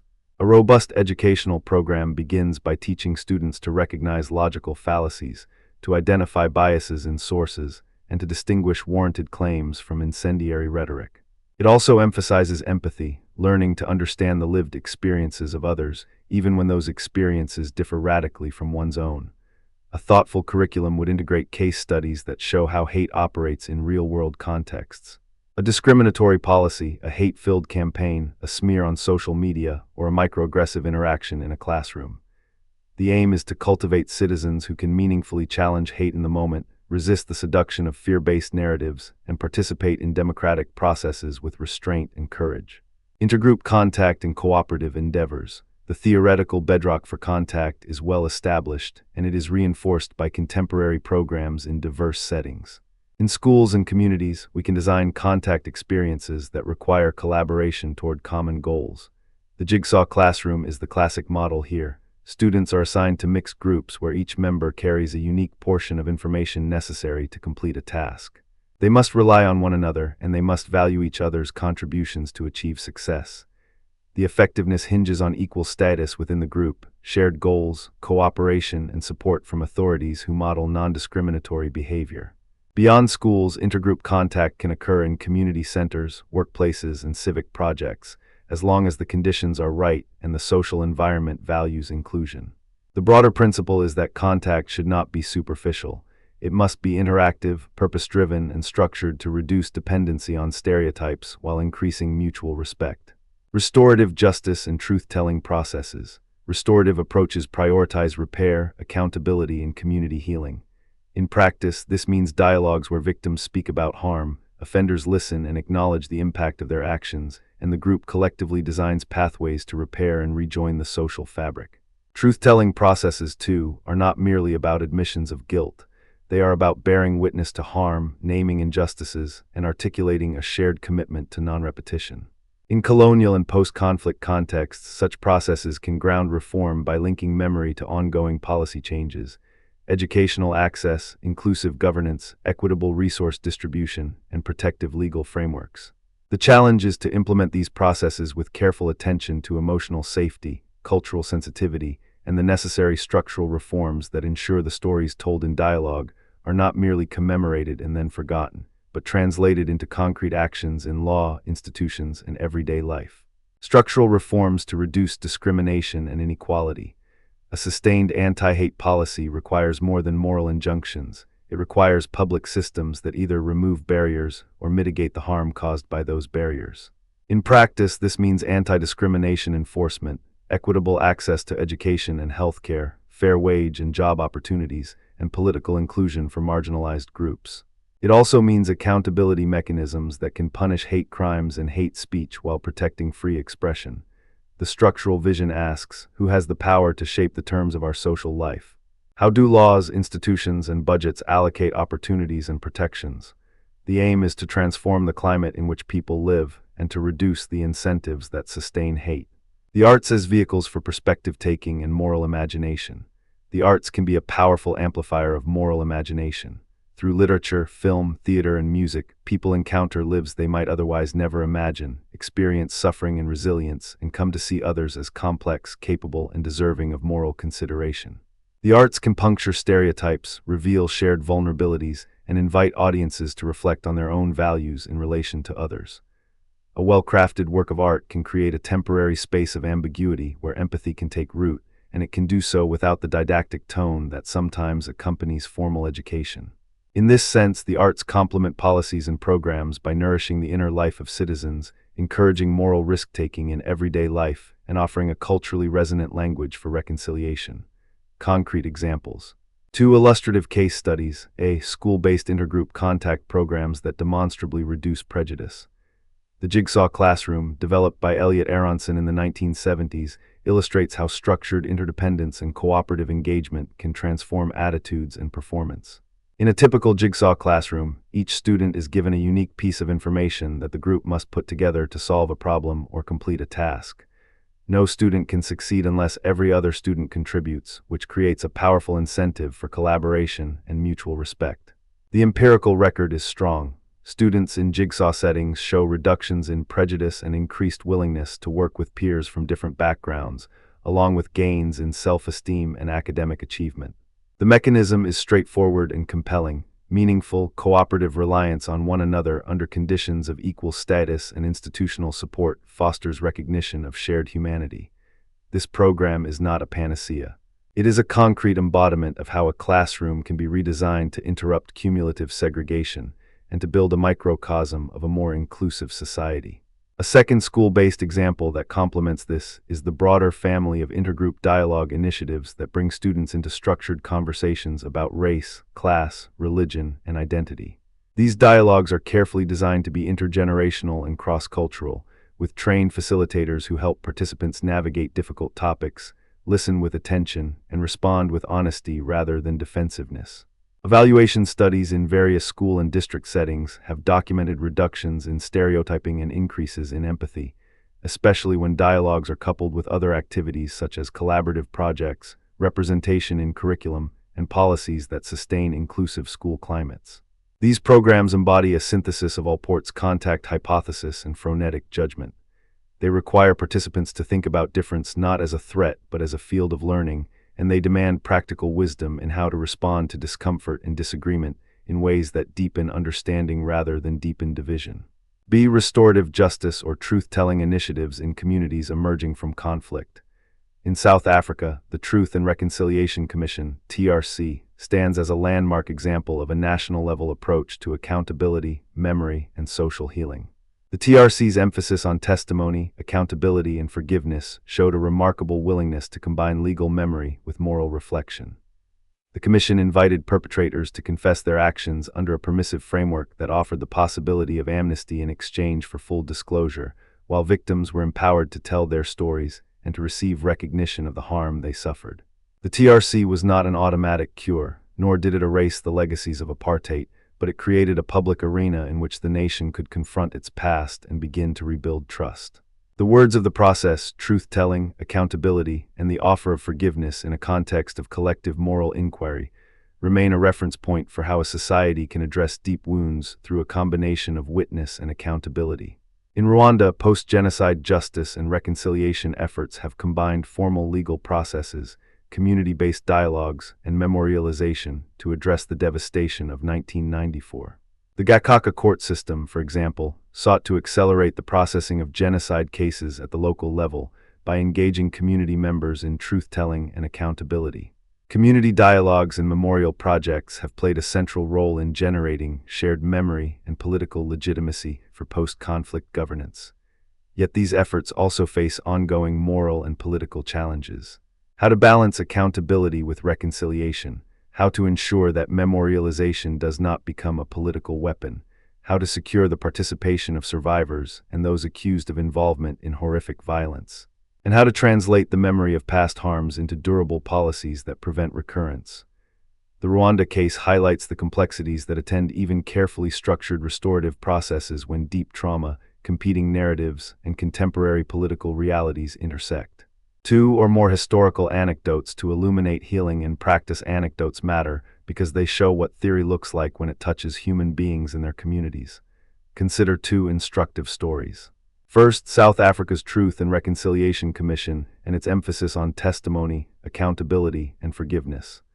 The TRC's public hearings turned the private pain of apartheid into a national conversation about justice and memory.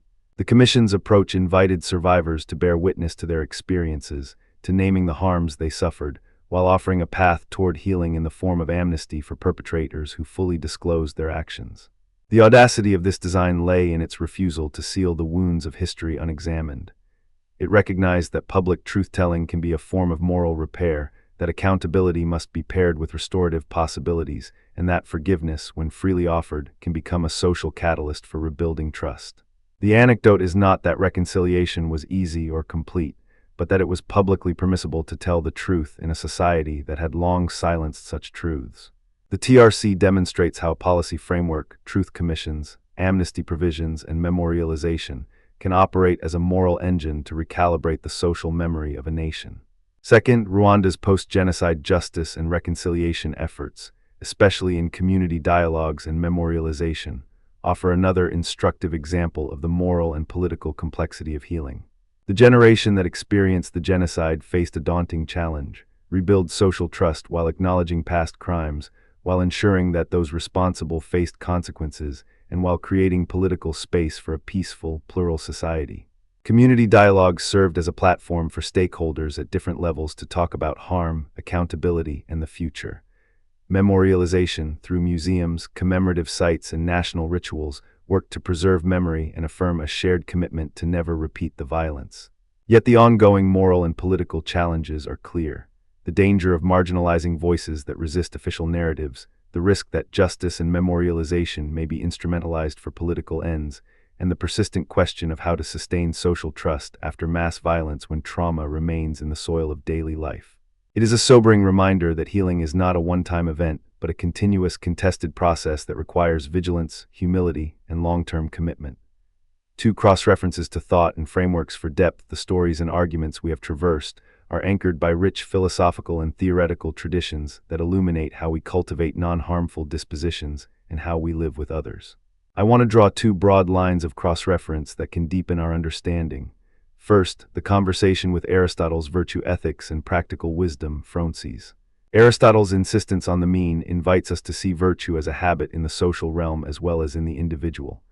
The cultivation of non-harmful dispositions, empathy, courage in the face of fear, justice toward others, requires not only knowledge but practiced judgment.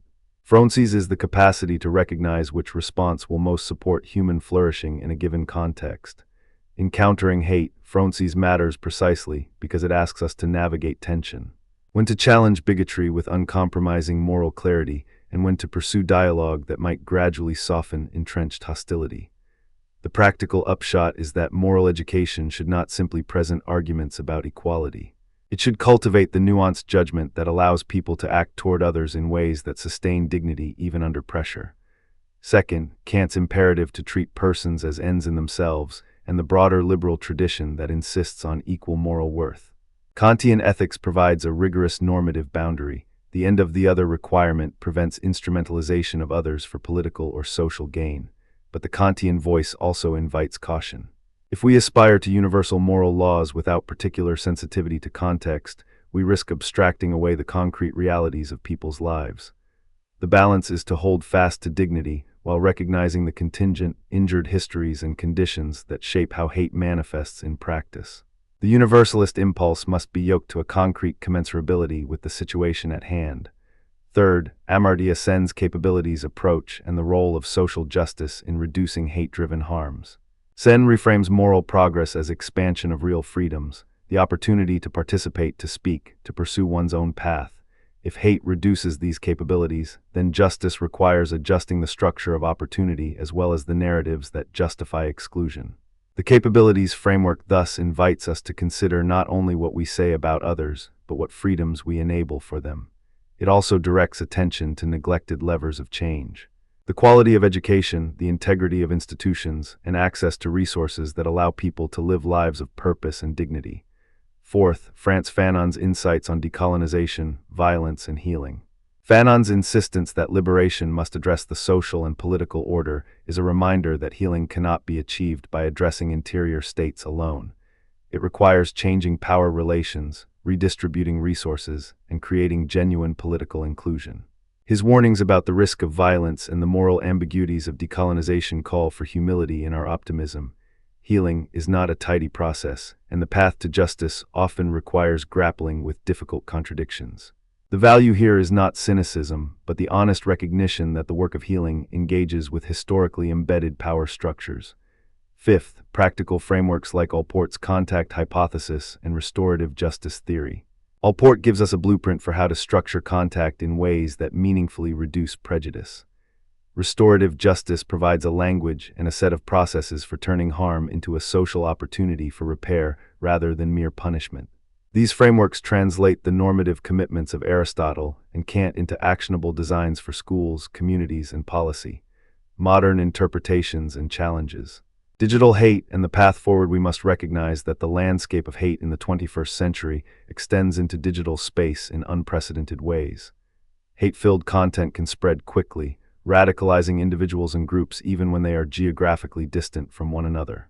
The online environment amplifies sensationalism, fosters echo chambers, and normalizes incivility. In this context, prevention and transformation strategies require digital literacy be integrated into education. They also require platforms to adopt policies that reduce the visibility of hate and provide meaningful avenues for reporting and accountability. The moral questions in the digital era are subtle and pressing. How do we protect free expression while curbing incitement to violence? How do we design algorithms that do not exploit fear and prejudice? How do we preserve the possibility for genuine dialogue across difference in a space that tends towards short, reactive communications? Here again, cross-references to Aristotle, Kant, Sen, and Fanon offer guidance. Virtue ethics would emphasize character development that resists the thrill of outrage and cultivates patience in online discourse. Kant would insist on treating online interlocutors as ends, recognizing their inherent dignity even when we disagree. Sen would remind us to consider the real opportunities for people to participate in the digital public square and to access education, health information, and empowerment online. Fanon would caution against deploying digital platforms as instruments of neocolonial power or as sites of new forms of domination. Healing must include political and material reforms as well as discursive change. Two additional real-world examples to complement the earlier ones illustrate how these ideas can be implemented in a modern context. First, a school-based intergroup program that has shown robust effects beyond the classroom.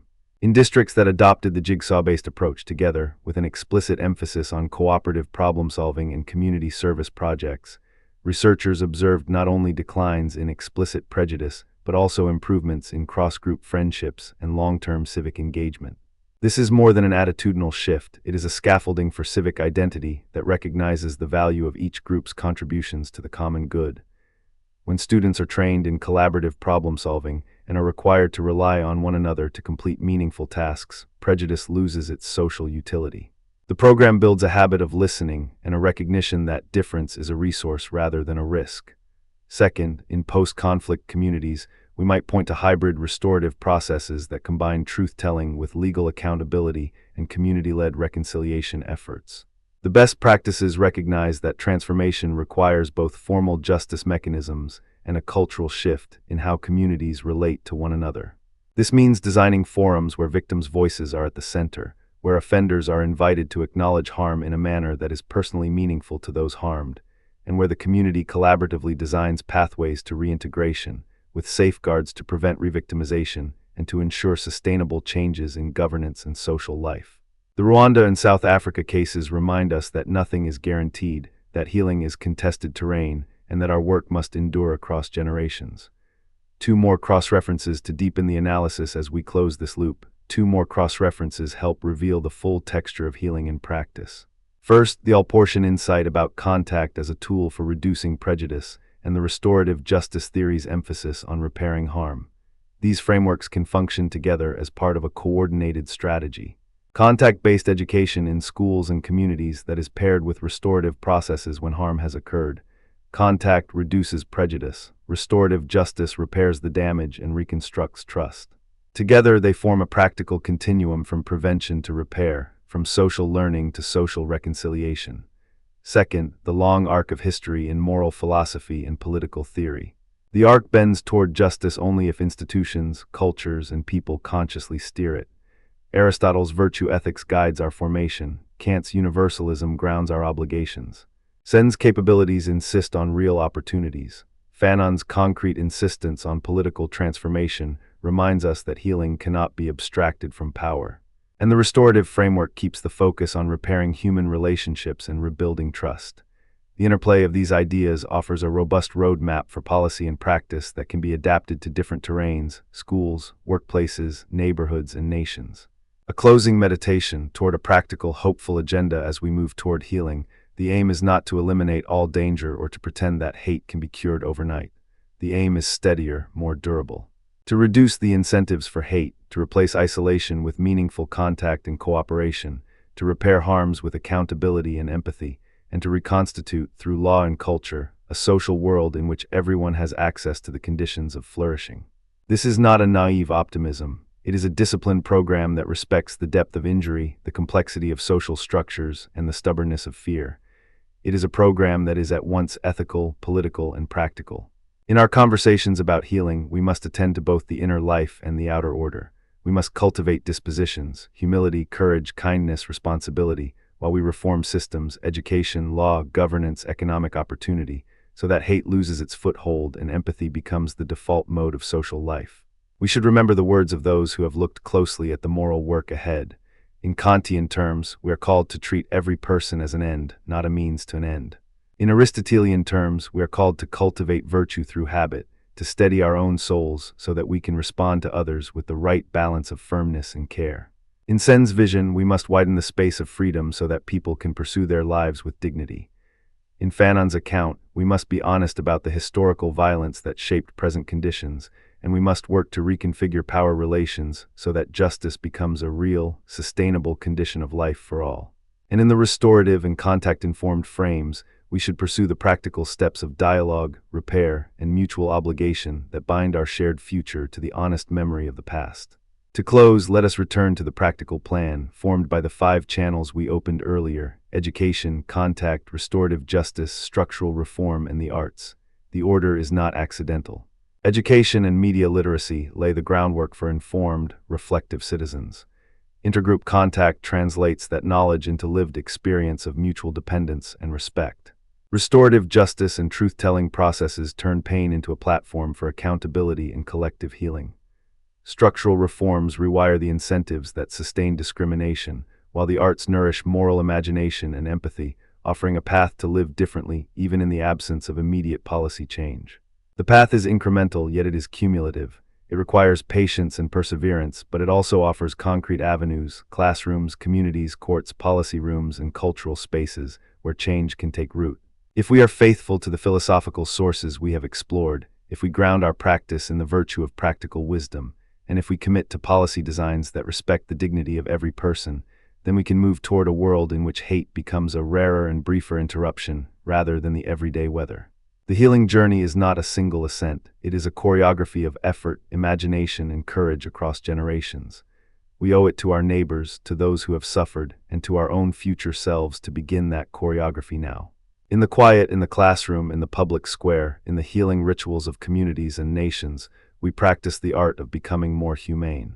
And in doing so, we keep faith with Aristotle's mean, with Kant's imperative, with Sen's call for freedom, with Fanon's insistence on the political condition of healing, and with the restorative promise that justice, memory, and care can work together to counter hate in ways that are both rigorous and compassionate. Quotations and brief anchors for further reflection. Aristotle offers a compass for character. Virtue, then, is a mean. Kant anchors our obligation to treat persons as ends. Act so that you treat humanity, in every case, as an end. A A compact statement from amnesty and restorative justice thought. Restorative justice seeks to repair the harm. Aristotle's practical wisdom invites us to cultivate judgment that attends to particulars while holding to universal moral commitments. Amartya Sen's reminder that development is freedom invites us to see justice as expanding real opportunities, not merely removing negative conditions. Frantz Fanon's insistence on confronting history while organizing for a future. Each generation must discover its mission and fulfill it. Two evidentiary anchors for practice. The Jigsaw Classroom demonstrates that cooperative, interdependent learning reduces prejudice. Intergroup dialogue programs show gains in empathy and reduction of stereotypes when thoughtfully implemented. A cautionary note from the field of post-conflict reconciliation. Truth-telling and accountability must be woven into structures of governance and opportunity, or they risk becoming symbolic gestures that fail to change lived realities. In the end, toward healing is not a single act but a culture, a discipline of life that invites us to choose, again and again, to place dignity at the center of our social world.